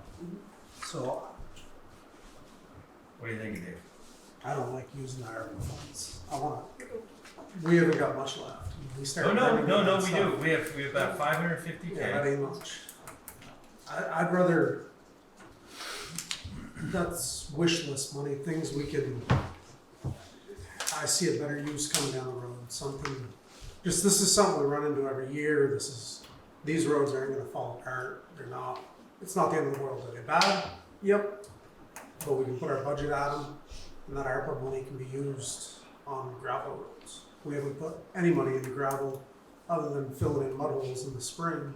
I don't disagree with you. Right, I'm just- I was taking, like Tom's point is, it's better to start spending that money now, because it's gonna do more for us now, cause we're losing 10% a year with inflation, but I think we're coming at it from the same angle. Yep. Just like, yeah, so you wanna come up with 150K, just, like, not to get off the subject, but, so we got, help me out here, we got air pack recharging, 80K, we got 2 water districts, like, total of 60, if that, right? Total of 50K, I think, so that's 130K. And so we started with about 550K, so So we've got spent 18% of it. Yeah, so we haven't spent much, really. Right, but we're only, what, 6 months into being able to spend it? I don't know, I don't know. Do you guys gotta put a roof on that water tower, water, They're still, These Fairfield guys they were getting an engineering grant. they on it. are still looking for one more engineering. Here's my other thinking is, bid. I don't think correct me if I'm wrong, Mo, we buy a backhoe, I don't think we can spend with the staffing that we have, like $400K. I think we're gonna need a contractor to come in that's a lot of money to spend. If we, this is a question. If you do shares of projects, you've gotta come up with a certain amount. Say you do That's what I'm those saying. culverts down there, it's 300,000-400,000. You're gonna have to come up with a minimum of 5, probably 10. And that's what I'm saying. So each one of those is gonna cost you 50,000. And I think we better hold that. I agree, we're gonna lose a little bit every year, but every year there's gonna be whether it's a water department, bridge that washes out, Okay. something. Okay. Yeah, it's kind of a good buffer. So let's say, what about 50K? What do we got? What's gotta be done? New Street? New Street and Mill Street and Lapland, right at the intersection. Just, you must lose gravel and it's dangerous. You know where it washes down through town, we're gonna go to went over to the telephone pole, you know where the telephone pole is? And that'd be all blacktop area with water. So if we did So you'd extend that Lapland, road, is that what you're saying? Yeah, it's At the Y, you would extend it? 125 feet, Okay. if we did Lapland, I think Bridge, that's what it came up and New, that comes in at 100,000, based on Pike's bid at $89 a ton.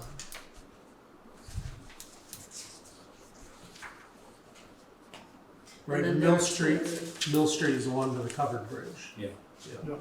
For the amount of, what's that get, 20 cars a day? I don't know, Bridge No, Street, Bridge Street's. Mill Street is across from Stones. Okay, okay, so let's do it that way, 115 plus 13 plus 59, so that puts us at 187. And that's something you can do within your budget. And not doing Bridge Street, right? Or is it? Correct, that's not doing Bridge Street. That number Which seems would be good, we could get out of that. So Pike did their bid a little differently, they Traffic's on those two roads, New Street and. started Right. to pull them out. And then we gotta figure in some money, cause last time they did, New Street, remember that deal, Tom? They didn't put the siding, edging on, and the end of it, one of them there, one of them, we got 60 miles an hour, and put in the boat frame on the truck and all this. Cause they didn't blend in the gravel on the end of the road.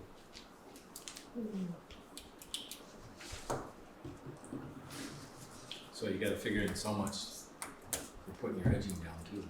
Yeah, I don't think, one of them says that, you gotta put last time, I think we put stone right on the edge. Yeah, Pick these, up that. You these guys did it, don't- right? You did yeah. it right off of your trucks and, Yeah. grader. Nice stuff, down home where they used that, ground up blacktop. First they did that, wow, let's go on, boy, that hardened down, and stayed there, that hasn't gone anywhere. Trouble is, they didn't have it. Some of it was a little crunchy, a little crunchy. Yeah, and it, what's his name, that's something I would, I wouldn't mind using that. Right. As long as it's ground up a little bit So better. what'd you say, Dave, like 180, 185? So, Mo, can I just ask, on Hutchins bid, he has New Street, Mill Street, Bridge Street, Town Garage, and then do you think the last street there is, it just says street, so So it's small be amount. Chester Earth or about an hour. that'd be Bridge. You don't do Well, lap land, that's- sort that's- of lap land. The 3,000 tons, So 300,000 is probably the. that's Chester Arthur. So. The Hutchins Lapland bid, is not in the Hutchins bid you're talking about? I'm looking at Jay Hutchins, there's New Street, Mill Street, Bridge Street, and the Town Garage, but I don't see Lapland Road. Oh, the intersection, top intersection. Either way, they're significantly above the others, so. So what do we wanna do? We can do It's amazing how close these bids are. Now, these guys, and they know which jobs who wants. I mean, it's close.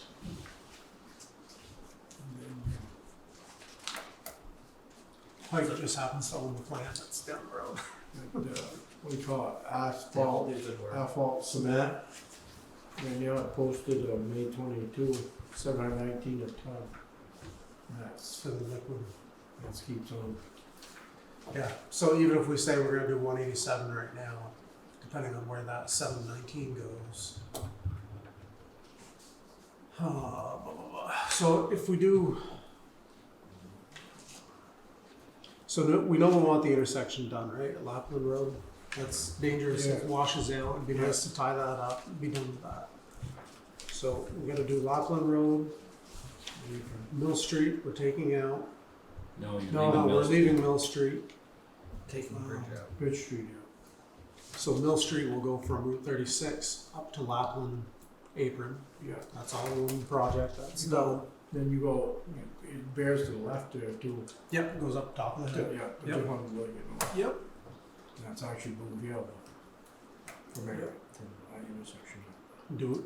Is that falling apart going up that hill, or does it?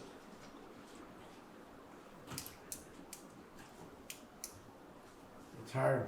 You can go look at it and make a decision to do it. No, if we're doing it and it's only another 1/10 of a mile, I would say do it, what it's it all. is. And then that adds, so Bridge Street is what we're taking out. And then New Street. Where does the payment end on New Street? Around the corner up By Ricky Ricky's, Burleson's, yep. just before Ricky Burleson's. So it's not like we're doing North Road where, hey, we're at 400 tons, we're gonna stop here. We're basically gonna do, those roads all the way.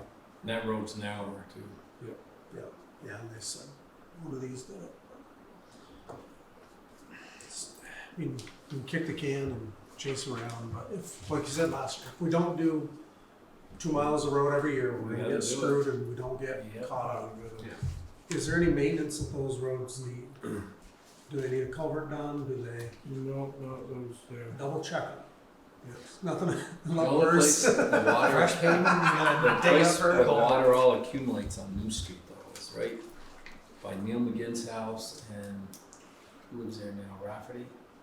There's a spot there when there's heavy water, there's a drain over here, just can't get to it, needs to be tapered to it, and stone put in or something. But that's always the spot. It took off with water, you know. Yeah, and that needs to be, before they do it, that truly needs to be Yeah. taken care of. But I see all these bids, you know, within 7 days, and they all have a clause that if asphalt goes up, it's gonna be higher, so. Yeah. But that's managed by V-Trans, so it's not just a random, here's a surcharge, what we're throwing at you. Yeah. V-Trans is telling them how much they can step it based on the price of asphalt. You know, I mean, if fuel goes up, everything goes. Right. So, yeah. This tire is all, got that fuel in it. Right, that's what Plus the truck in, it's. 4 or 5 years ago. You make a motion, Dave? Sure. Yeah, let's make a motion to accept Pike's bid. And let's do New Street, Mill Street, and the Lapland Road apron.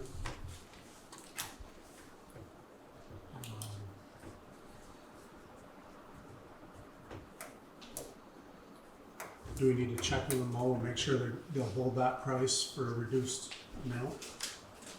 Because the tonnage is gonna go down significantly for them. Were they aware Chester Arthur was based on getting a They, grant? all of them know that if we get the grant, Get the we're gonna grant. do it, but if we don't get the grant, we bid it on it. Now, is there a date, completion date or anything by this? Remember one year we got into some BS and after that we were after to make a commitment on dates and stuff of some nature. Yeah. Remember one year they tried going We did. Swamp Road in late October or something, snow was flying.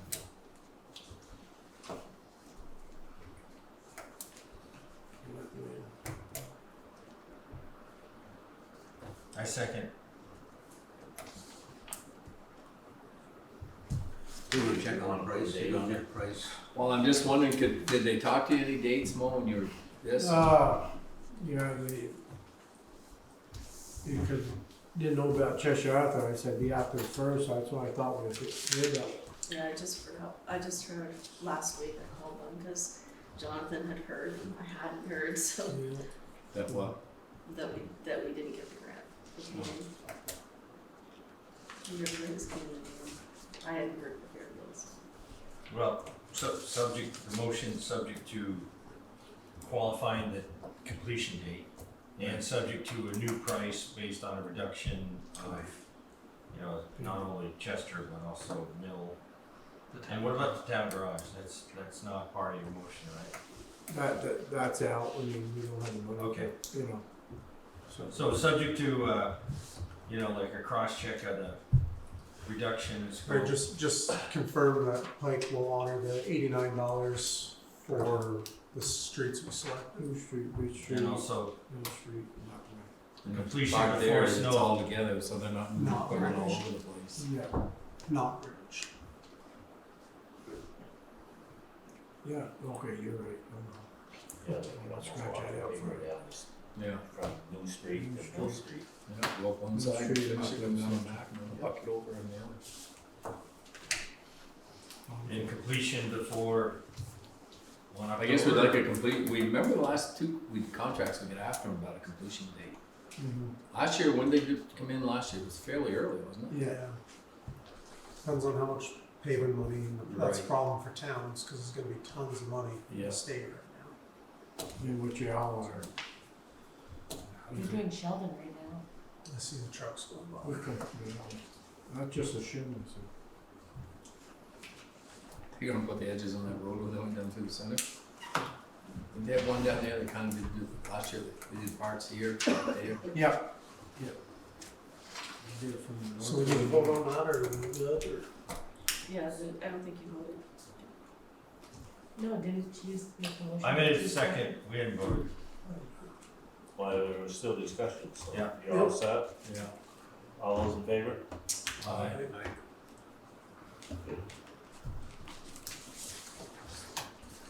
Completion date and You know, what, you guys like to try to get the completion date, October 15th is reasonable. first of September, is it? 15 October. Yeah. What do you? Okay, whatever you guys tell. Well, I'd strive for the 1st of September. Sure. Yeah. What's No the later latest? than. And if they show up last of September, you'll still be someone on Sooner, they might be able to get here sooner and,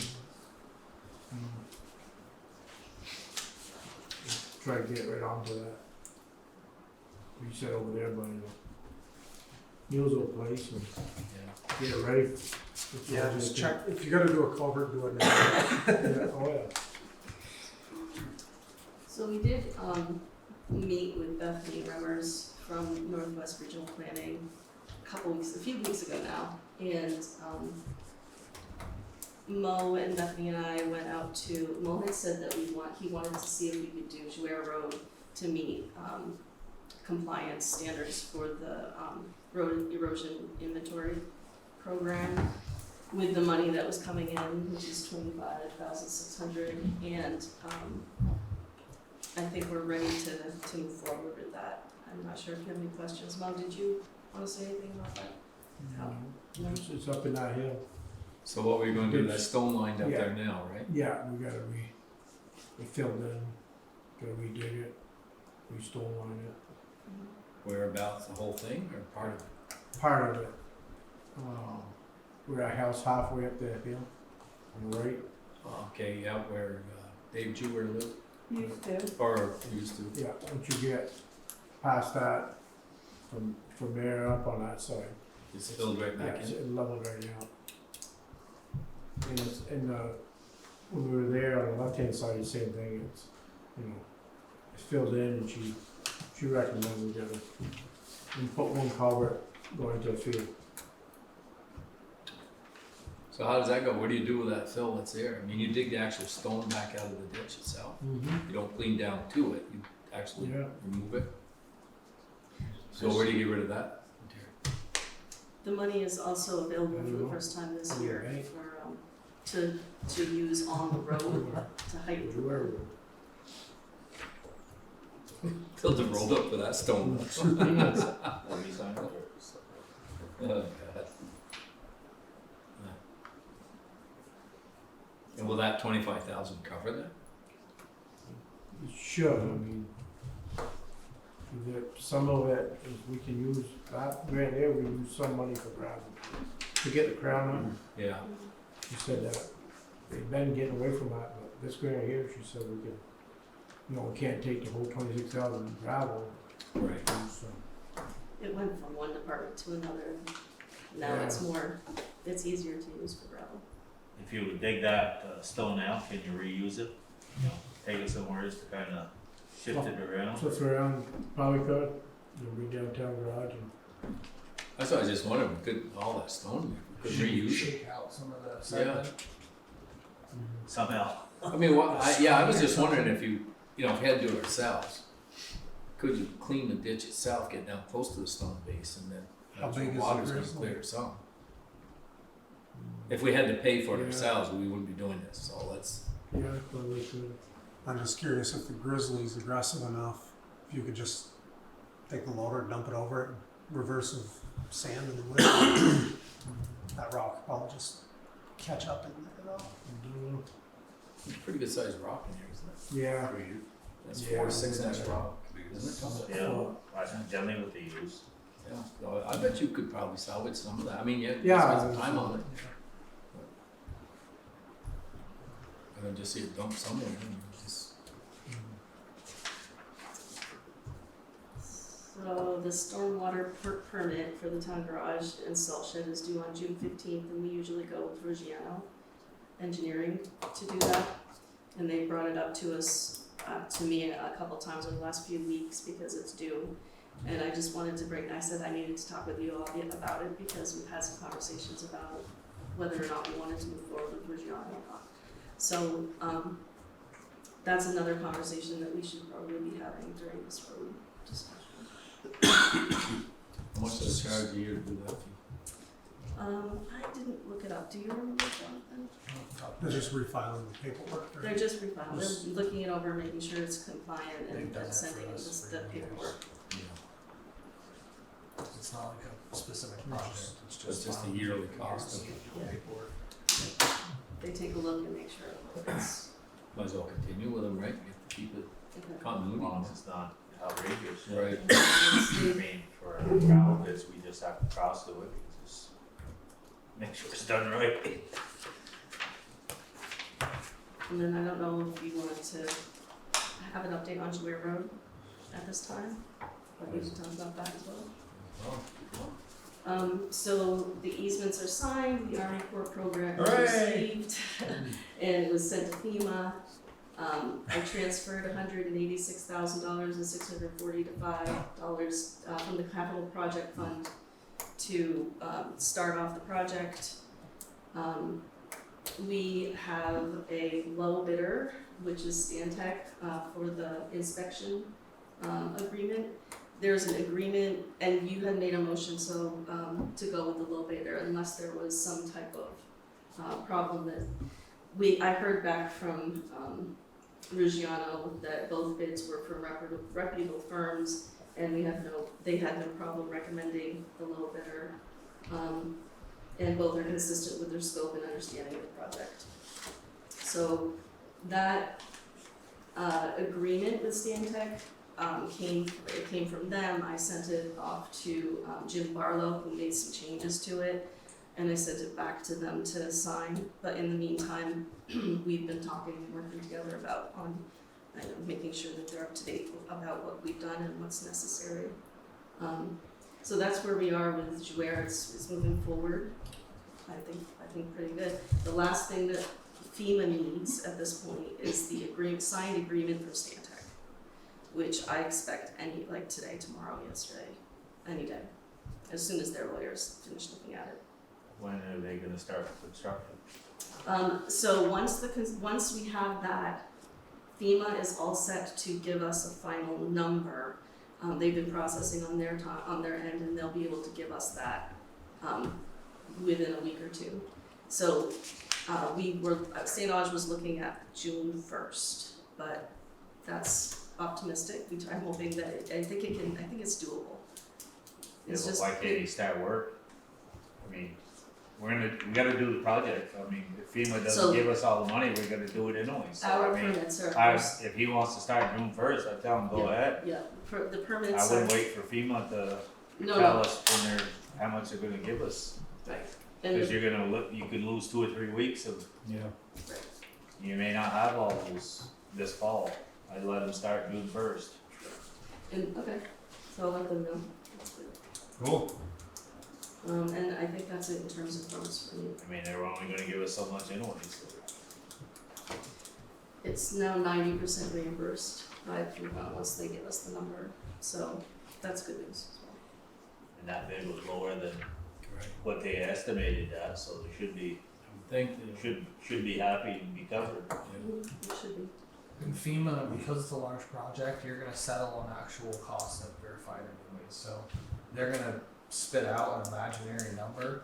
Yes, you want it to be close, but ultimately at the end of the project, you're gonna settle based on actual costs. But yes, I agree with Tom that let's get as it long done. as your permits are in place, then Right, I mean, the only thing that's holding us up was the Indian things, and that cleared, so. Did they find anything? Non-thing. There It's were a no non-thing. findings.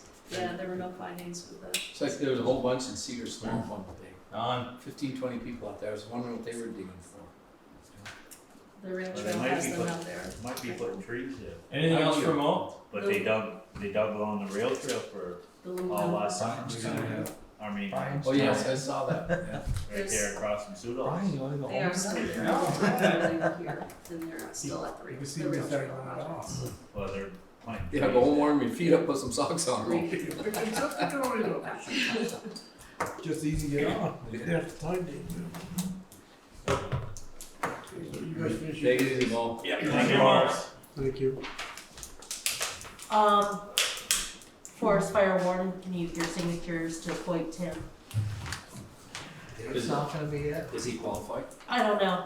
So, did get another email, this one was from Joan Lumbra. Craig Lumbra had sent one about New Street, which now I can answer the question that New Street is on the schedule to be paved.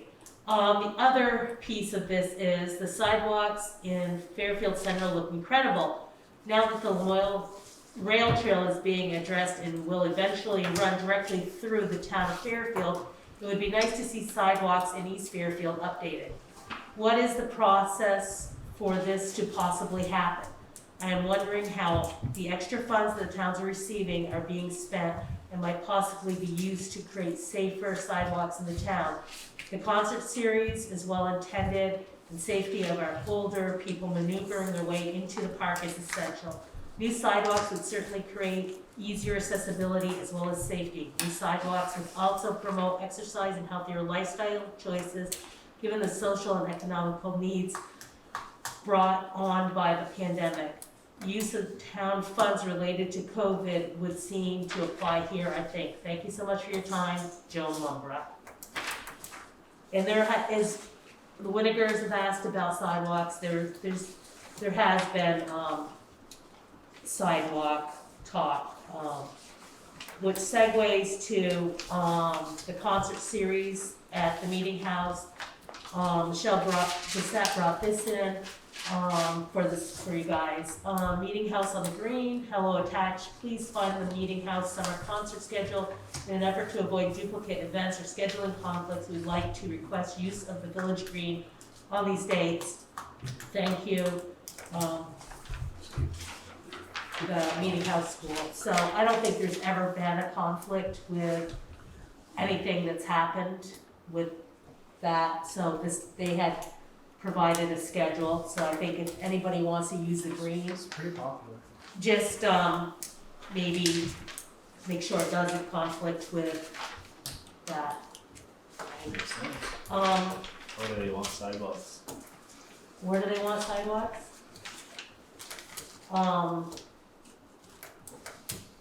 Up and down Route 36, Yeah. probably. I actually almost witnessed Donna Boucher almost got run over right in front of me one day because I was going to turn into Stones, the car came out around me and she was walking on the edge of the road. she almost got trained. But I was just gonna say, where are you gonna put sidewalks in front of that? Yeah. Replace your old ones. But there has been, ever since these went in, there has been a lot of question about sidewalks. These are so heavily used, I noticed. Well, The priest uses them every day. Yeah, once every half hour at the best, Well, maybe 2 hours. There's some flocks of kids who go by. So, on a good note, we're down to 20,392 delinquent, so that's pretty good for right now. You're down to what, limited in them? $20,392.55. So I think that's a pretty good place to be. John Souls building, on the rail trail, didn't go, we had the tax sale, nobody bid on it because it's just the building, not on land. Now somebody's interested in it, and I have been trying to figure out a way of trying to figure out, get to the bottom of who's responsible for it if John Abandons it. what the process is. But now there's a couple of guys that want it to be tax sale because they're going to take it over. So I just gotta get that, I mean, I let Tim know and go from there. We did get a check back today for $54,767.88 for education tax refund. So there's some 54,700 what? 54,767. So there's a little bit of money that you didn't know was coming in. Could be Dave's back. Well, So, but it's, you know, something. Would you say back from education? Yeah, well, we're paying up education. Typically will give us $50 or so $1,000 refund here. Yeah, I think Last year, I've looked, 60. And yeah, then it goes back out in a few months. right, but it's, you know, it's something, it came back for a few minutes. How much extra million did they have in education budget? And it's a good thing for us because we don't put a number there for revenue, so just whatever we get is What you help get? offset. And they're gonna kick in the head. Yep. So, and back to the lister issues, our abstract grand list is supposed to be lodged by June 4th. The inspections haven't been done as of yet. This is the last select board meeting before that deadline. So, I'm requesting a 30-day extension to lodge that. I did touch base with James today. He said that it will be done, but it's not gonna be done by the 4th. He seemed to think there was a grace period. I talked to our district advisor. There is no grace period. You either file the extension or you get it done by the June 4th. So, and only Tom has to sign this document, but So what, 30 days? it's 30 days, but it's, continues to be a struggle to get the work completed. And I think that's all I have.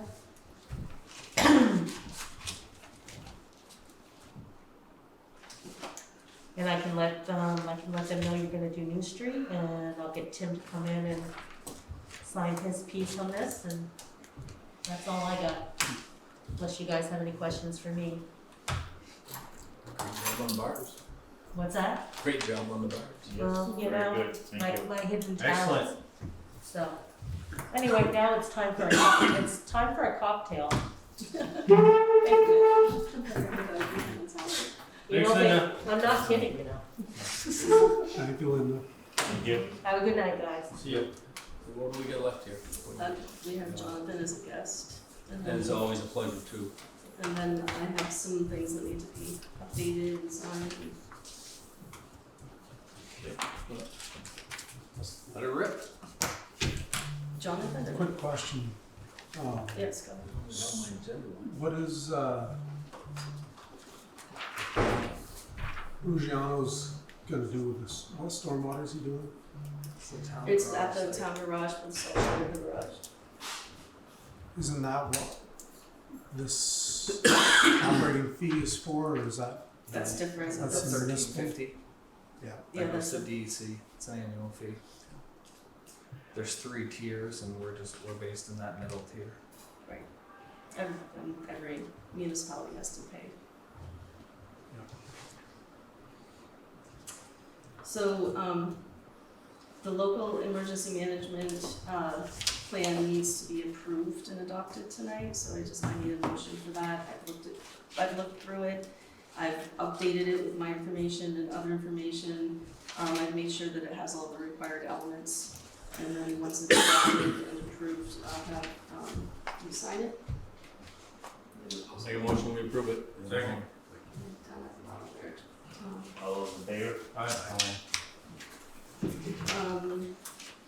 So I told you about the grants, we have funding now for 2 of the big, there's a project on, hold on, sorry. We have $20,000 approved for Lapland and $56,000 for North Road. They're approved, but we're awaiting agreements and contracts, and I'll let you know when those come in. For what? For culverts, one is a culvert and one's a ditch. So the North Road project is a culvert, and that's for $56,000. Got it. They're both through the Better Roads They're program. both through the Better Roads program, and Where's will that help on us. North Road, isn't I'm not sure. it? Where's that on North Road? We talked about it, just trying to remember exactly where it is. We have 3 different North Road projects. Pat and Bruce's, the Better other side of back roads, maybe? Parady's, Better past back roads? Virginia's. Yeah, they changed the name to Better Roads, but it was the Better Back Roads, yep. I'm just looking for the file. The culvert, Right, location. the culvert, those are the deep culverts, right? And they're by I didn't look at these Yes. 2, so I'm not sure. 56,000, do that. Using that culvert? No, No. This is engineering cost or something? no, I'm sorry, let me grab The it. Cat D, I So the think, is North Road- 56. The North Road project, when we get the money, according to our original, application, which I put in, I think in November it's due, the money that we had allotted for it, the grand total was $45,210, so, I'm sorry, that was for the different one, sorry. Both of these are the same. Where's this? I brought 2 of the same things, sorry. But I'm assuming that most of the costs there not going to change much since November, but maybe not, and maybe they will, I don't know. I just found out Friday that we were getting them. So it's the one by Pat Bruce's, Yes. cause I don't want that. Right, that's What what I'm wrong thinking. with Danny's? Same way as Virginia's. I mean, Same like Virginia's are down at 30 feet. They're deep all along that road. I mean, Pat Bruce's is 10 feet. Yeah. I can give you the location, but it's, What size culvert, did it say? it's upsizing from,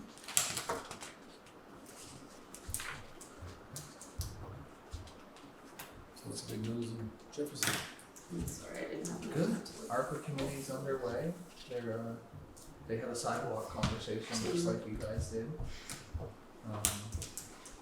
Right now, the village of Jeffersonville maintains the sidewalk control. And so there's talk about shifting that to the town. It's just a lot of, we don't have any sidewalks, so we have a sidewalk cloud who's gonna, so we're having the same conversations that Deerfield had. So the All good stuff.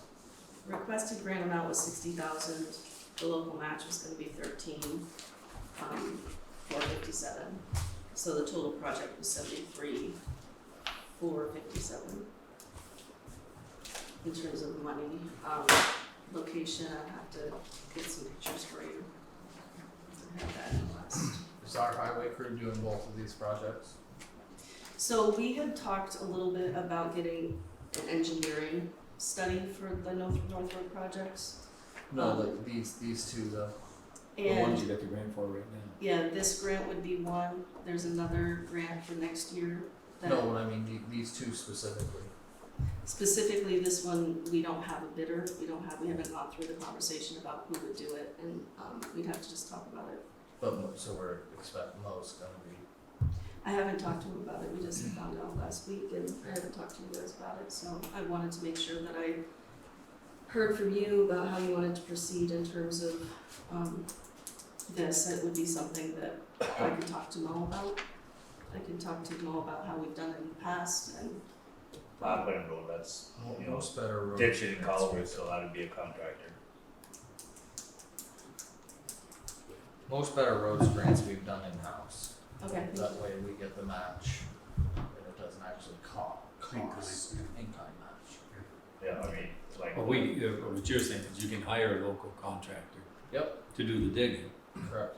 Town crew works with them, brings the materials, that kind of thing. Yeah, you can do it any kind That's of what they format do. you'd like. Yeah. Or we can say, Mo, do replace the culvert, I mean, they did their own on P.E.G Road, right? Yeah.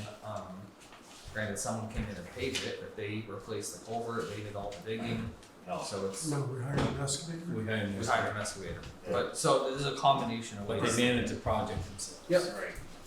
Yep. And I think they'll probably hire a contractor or somebody to dig that culvert.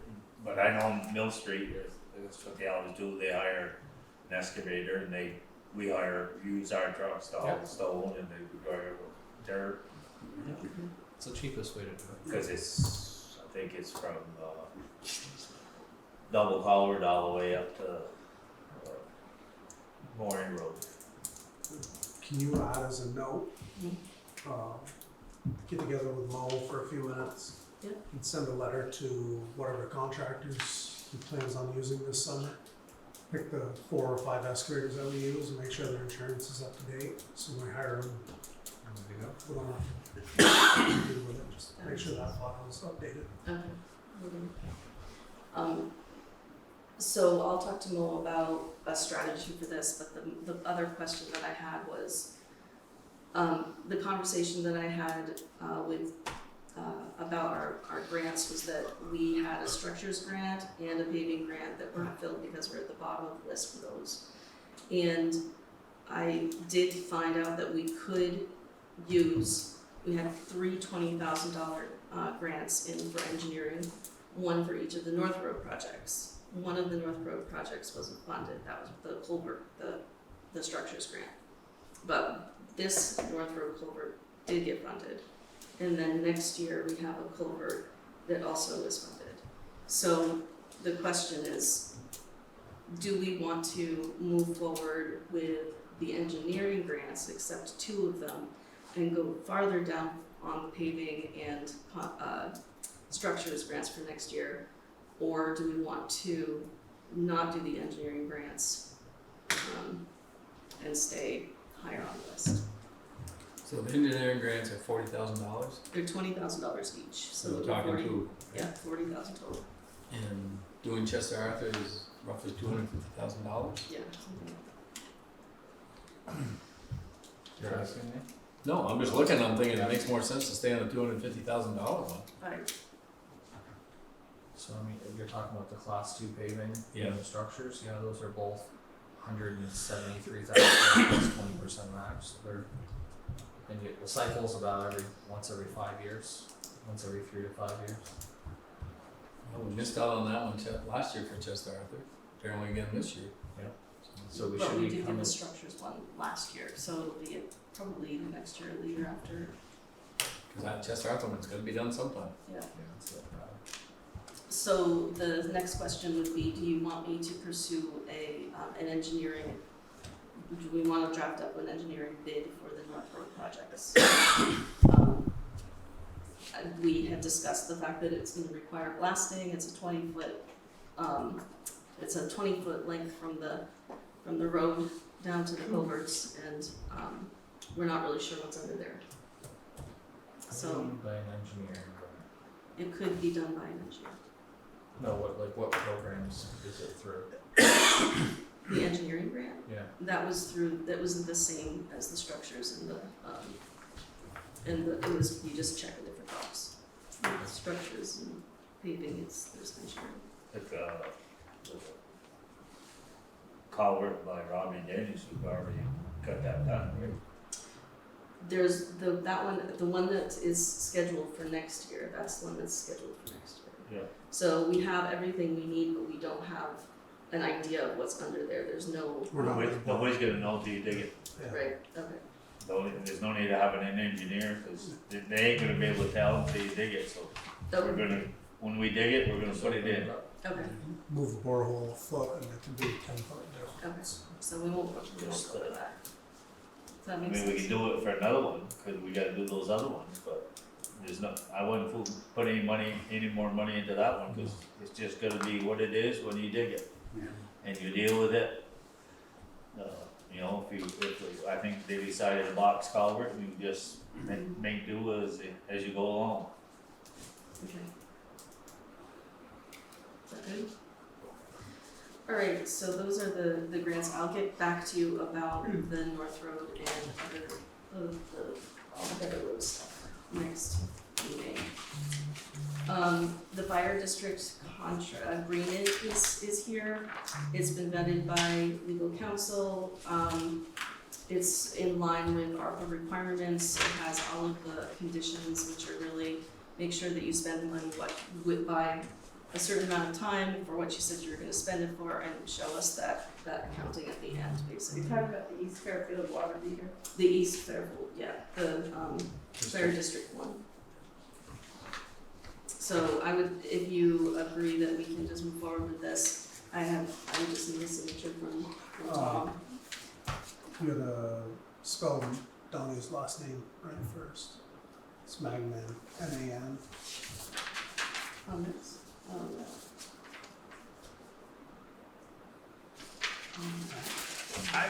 I never spell her name right either, I just texted Riley to make sure I got it. M-A-N-G-N-G-O-N. G-E. M-A-N-G-A-N. M-A-N. So I'll fix that page. Other than that though, I'd like to move forward with this so that we can issue the check and have them sign and get that started. On that line, when we're doing these ARPA things or any of these grants, we need to make the motions as a not to exceed number. Cause that check should be written for 36,000. If they spend 38, we write a check for 10% less than what they spend, not in there it says we're gonna write 38,000. Our number should be 90% of whatever they expend on the project. Right, and it says at the end that there's a clause that says that we have reserved the right to. Right, that's what I'm saying, we need to set that up with a motion as Yeah, a not to exceed, so that makes then you sense. can take care of it and not have to deal with it and don't get caught with, well, that's not a motion, so. That makes sense. So do you need a motion on that policy? We already made a motion, Okay. it's all set, we just need a signature, but I wanted to make sure you knew that it was on target. And then, we do have a couple, I know it's getting late, this is all from last week and this week. There are policies for the pavilion grant that I took back to the working board and worked on. The fair housing policy I changed to say, in the event the town of Fairfield engages in housing programs funded all or in part through federal and state funds, then I just wrote what they said that they needed us to do if we did that. I think that covers it. If you do have any suggestions on that. So this basically means that we're gonna do it if we have to. When it's time. Sounds good. So do you wanna look at it before we make a motion? I'm not a fan of those things, I don't look at them. So that's the only change from the last time that I was here, and I'm gonna need. Well, there was stumbling, but, so the housing is one, but what was And the then other? the other one was the federal grant subrecipient oversight That's the monitoring one, policy, and I cut it way back. I took what they really were asking for out of it and synthesized it. It now says the town of Fairfield shall manage all grants under, including federal grants, according to their grant agreements and requirements of the granting agencies. In the event that federal grant funds are expended on a subrecipient, which we're actually not doing that at all right now, it says, the town of Fairfield's designated municipal individual shall closely monitor them. The town of Fairfield will review their financial systems, and policies for audit compliance as necessary, and the authorized representatives that are required to be involved can be involved in that way. So those are the 3 things versus 12 things. Synthesized, I think it covers it, and it basically again says if we're gonna be in an agreement, in a relationship with a subrecipient, which we're not at this point. So Can I make a motion, we approve the fair housing policy and the subrecipient monitoring requirements as required, or as described? As described. And then, so that's gonna need all of your signatures, because it's policy. And then, this is the original document, I know this is such paperwork. But anyway, this has only the information that we accepted and adopted in the policies that I presented to you, and I took out everything else. So what this says is basically what we said before, but it's confirming for this particular grant in their form that we did this. This is the pavilion? This is the pavilion. What are they using this pavilion for? All kinds of outdoor activities. Do you remember when you said yes, but we want nothing to do with this other than saying yes? Now we have papers. So, So like the sidewalks, we were gonna put it in if the state didn't lower this or raise this down here. so this would be another. Yes, I brought that up several times. Okay. Yeah, it's a, so I would request that. So if one of us won't sign this, the thing doesn't go into effect? Or if the majority of the board? Policies, the majority necessary. I'm good, yeah. We'll send it down to these guys. No one seconded it. I'll second it, because we gotta just to meet the grant. Get out of there! You're an invited guest, not I a, require at least one of those. I'm well, waiting I till suggest after. you, You better no, fill your things, no. Right over here, buddy. Shy people go hungry. Yeah, right. Okay, so is there a vote? Not You wanna yet. vote on that? Yep. I seconded it. We need to vote on Those 2 papers. Any more discussion? All those in favor? Opposed? No. And then. I love you, Gavin. Hey, I'm not gonna change what I thought from the beginning, so you may have to do it to make compliance. That doesn't mean you gotta accept it. So then the third part of this project is for us to,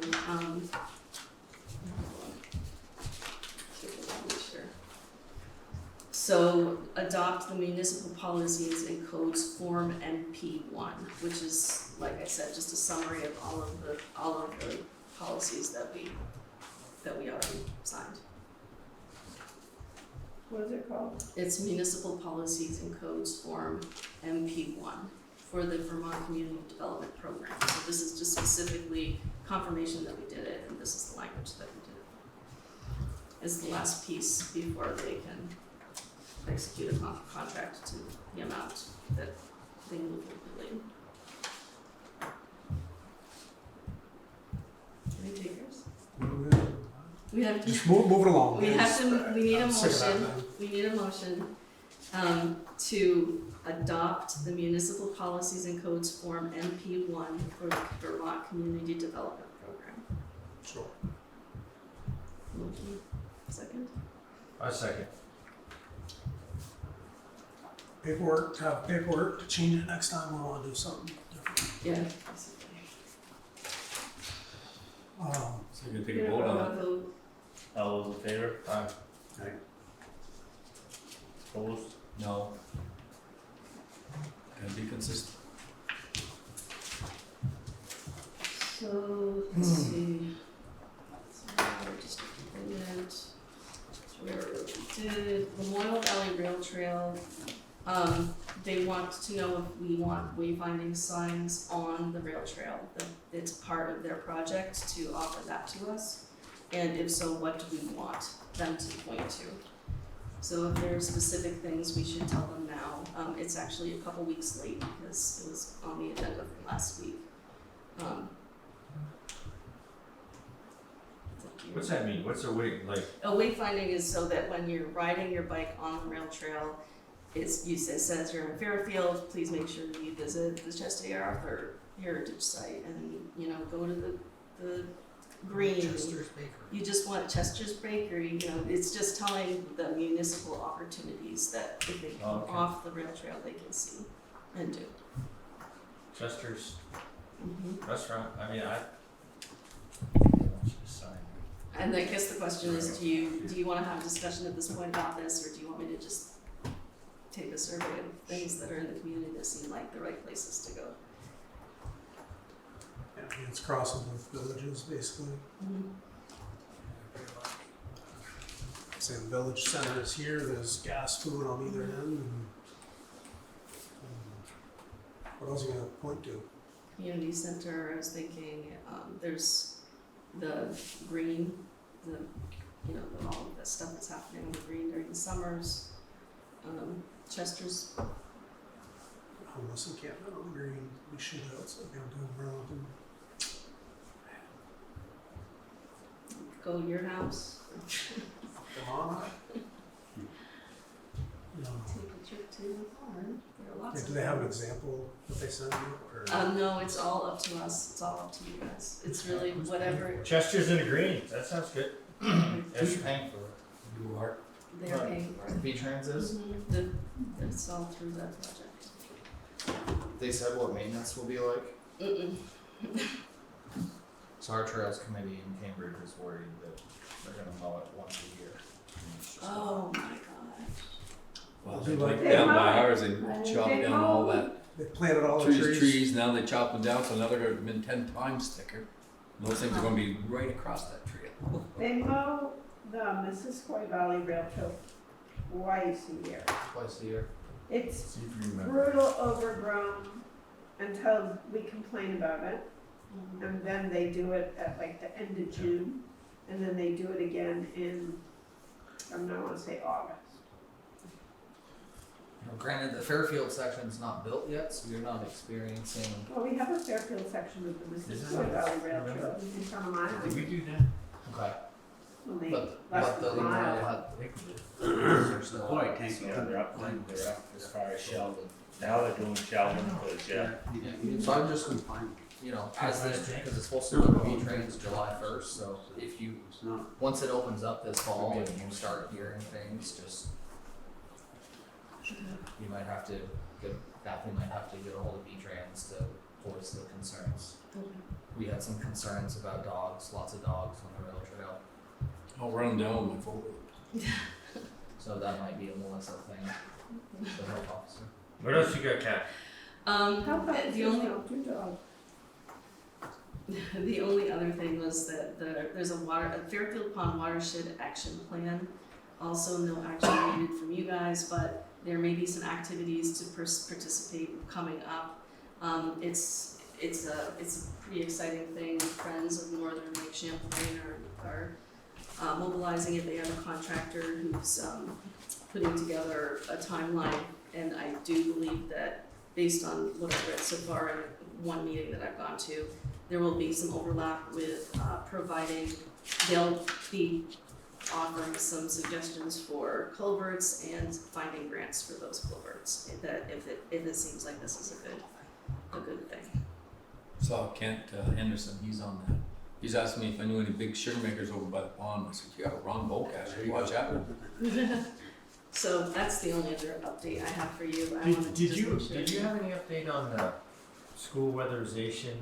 You were kind of in the Yeah, holding I do pattern? have that on my desk. I have wording. I could put that out to bid at this time. So if Okay. you want me to, I can do that. We haven't gone back to it for a little while. And also, I'm not sure, Dave, have you gone to the recreation committee? Your next meeting is June 15th. Yep. so I can get you that. They have, So what are they putting culverts at the pond or just to I divert know, They're- water? they're just doing some water thing, and that's what, Yeah, they're, because they, you know, there's no farms around there truly active, except for that beef place next to you. But there's no animals running at large. they're collecting field data to see what the runoff is into the watershed from that area. 18. One's no longer with us. Huh? 18 now. One chicken's no longer with us. Ah. We had 4 babies, so I guess that's the way to So you're ready to go with that weatherization? I am ready to go with that, Cool. I can do that, yep. And I think that's everything, so,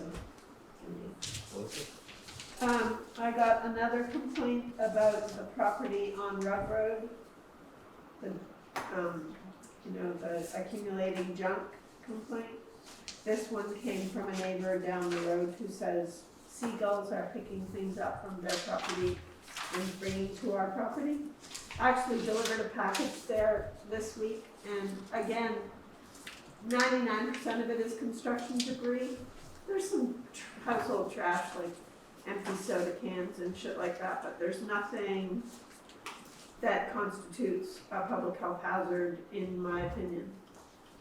So that's 3 complaints now, I think.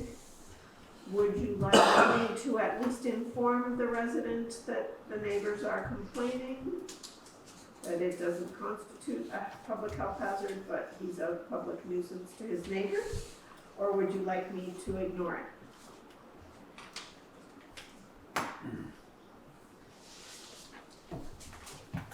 The complaint is aesthetically unpleasing.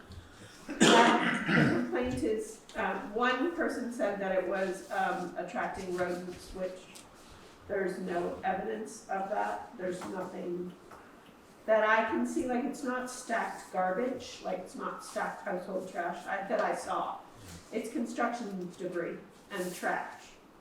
Like he has an old, those porta sheds, like those garage sheds, that blew over a couple of years ago and it's just in the woods. He's got like empty plastic containers, like 15-gallon containers, So trash. it's not a health hazard. Is it a health I hazard? I don't see anything that would to me constitute a public health hazard. It's an eyesore, and the recent complaint was that seagulls are picking up trash from that person's property and taking it to their property.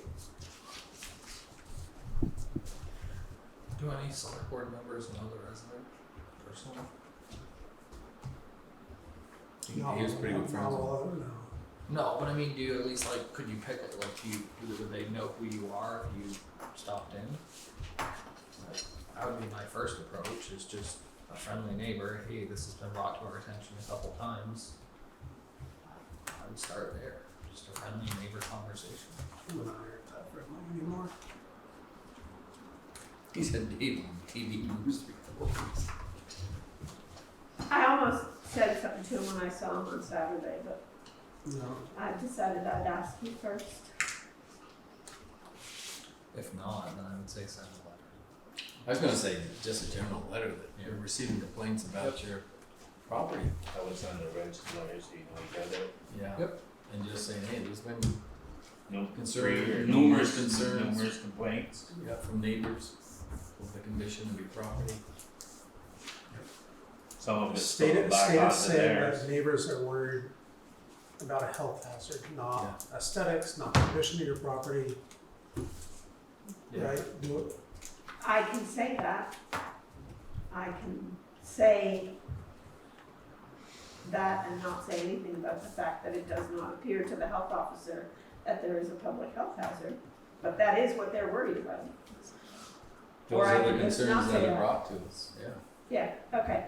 And the other issue is, again, the dog issue on Sheldon Woods Road has erupted again. This time, the female resident of the home was outdoors and the dog aggressively approached. I can't say attacked, but aggressively approached. And what they would like is somebody to just go and shake the guy up a little. Well, Dave's right at that end. I mean, he's tried a lot of times on his own, and he's not getting anywhere. And this person is renting the property from another person? He's they're related, family members. But is he a If I go, I renter? will solve it. I don't know the relationship, If I go, but I will solve he doesn't own the property. So he says that the dog catcher gave him a harness and it broke. I don't know if Kristen's buying people equipment now, maybe. And he wants apparently the owner of the dog wants the dog catcher to bring him another harness. So I think what it needs is just somebody other than me to go and knock on their door and smack them on the side of the head and say, keep your dog in your yard or somebody's gonna shoot it.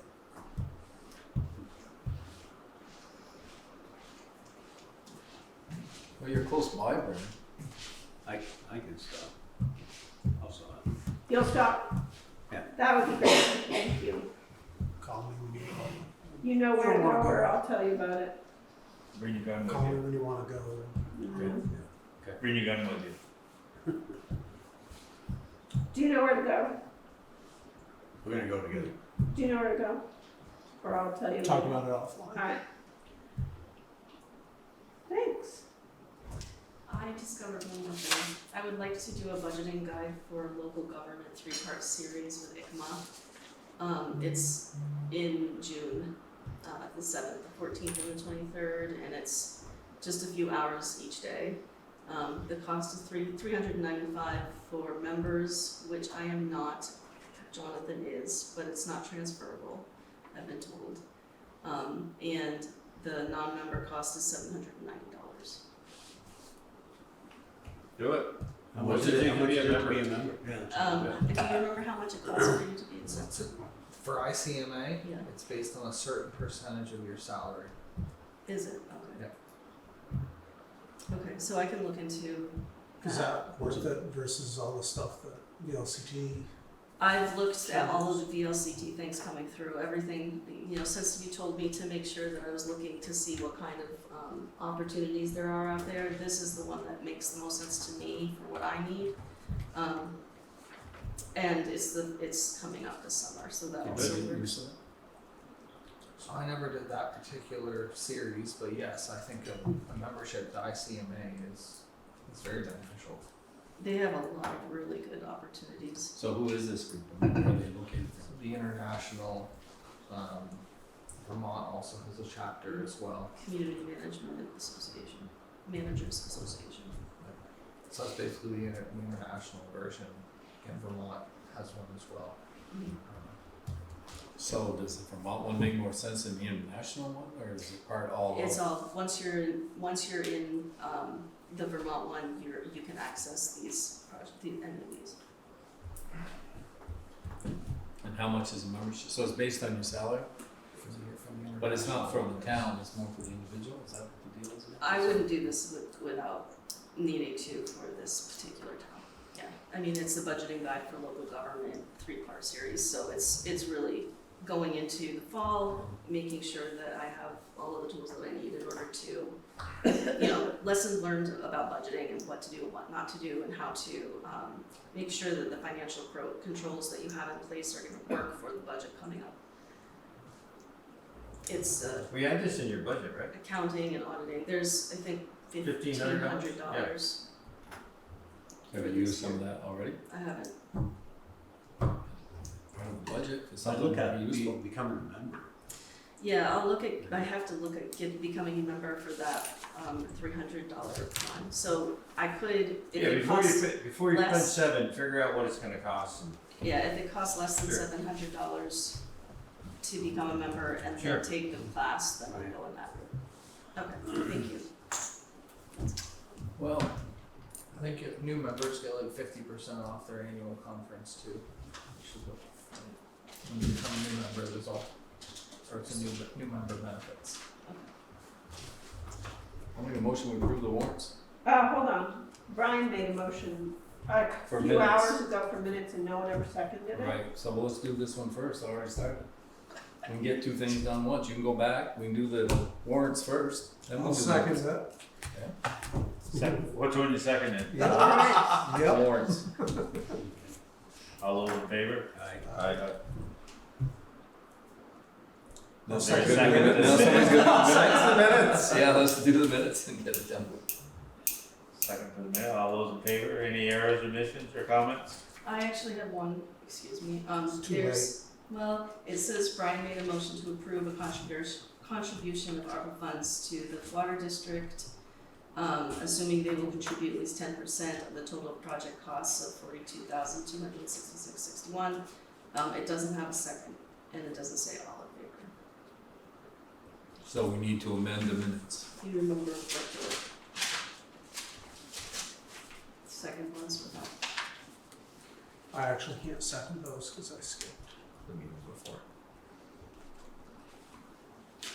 I found it just as we were coming into this meeting. I think Ron seconded. Yeah, I think I did. Yeah, I think Ron did second it. Okay. So do we need to take a vote on it now if we can't say we all voted on it? Just a minute, let me find it. Just proof of check for them, so. I think we did vote on it. I thought we did. You definitely voted on it. Yeah, it's voted on and Ron seconded. So as amended, with Ron seconding. Let's get up. Yeah, as amended. What number is that, Kathy? Number one. First Second. It's just interesting, there's a lot of similarities. They Second. brought up sidewalks the other day. So you said as We're amended. not set up to do Got it. There's some Good catch. in the village. So they're pavement, they're Yeah. not concrete. And DCS who installed. Gonna vote in the minutes? Yeah, did we second the vote? They did, They did? he did. Oh, okay. There you go. We have a lot of complaints about them. Are we done? We coming back next time? Staffing contingencies rolls to next meeting? Yeah. It was just, if we're sick, Right. how do we cover You got that? anything for us? You say? Yeah. So, I mean, you guys had asked me to come to your last meeting. It's always a pleasure. Yeah, no, it's good to see everyone and, Where are we at in there? When's that quarter end? end of June, so you have 1 month. Then we. Request for agenda item, I just did what I think our total budget for ARPA is, and this is what I think we've spent. So maybe you could cross-check that list and then we'll put together a wish list or some, acting on David's kinda. Excuse me. The other new thing for the next meeting, there was a request from the community center to discuss their thoughts about what they might want to do for ARPA funds. So they would like to put together a presentation for you. We just did the one for them, that pavilion. That's a grant, and they were completely in We grant. already gave them some extra money. So I think we really, if we're going from what we said we're gonna in the past, and I might be wrong, I think we should go into executive session and talk about a personnel matter or defer it to the next meeting. Because I think in the past we said we were gonna have a little quasi, how we doing, Yeah. so we can either do it now or you're here. It's up to you. Or we, or we say it's, 9:45. But I You can think, come back again. Yeah. So Good enough for me. I make a motion to adjourn then. He's So coming let's back. ask Jonathan to come back, let's set a time, Yeah. and what do we expect, what do we need? yeah, I think that's what we said we're gonna do. Right, Yeah. no, do you we wanna do did. your second meeting in June? It'll be the 27th, or do you wanna do the 13th? I'm free either way. So Let's plan the 13th, and then if something happens, comes up, Yeah. we can defer and not be way out. But I'd like a written list of, good, bad, need to improve, and it should apply to both of you, actually, kind of a, what do I need, what do we have, where do things stand? sounds good. Is that kind of So drew you're it. saying sort of like a 6-month review type or Yeah, check. we're Yeah, I think we building- should we're follow, building- I think we have an obligation to follow up with what we've said. We don't need to go in detail right here, but we've said things in the past that we, Yeah. professionally, we need to follow up on what we said we're gonna do. We need to follow up with the end of your contract. Yep. Leading into the buildup of what you were just talking about, Yeah. so. So Yeah, that they're cool. not combined. Somebody second that, Jer? I second, By yeah. default, it will be.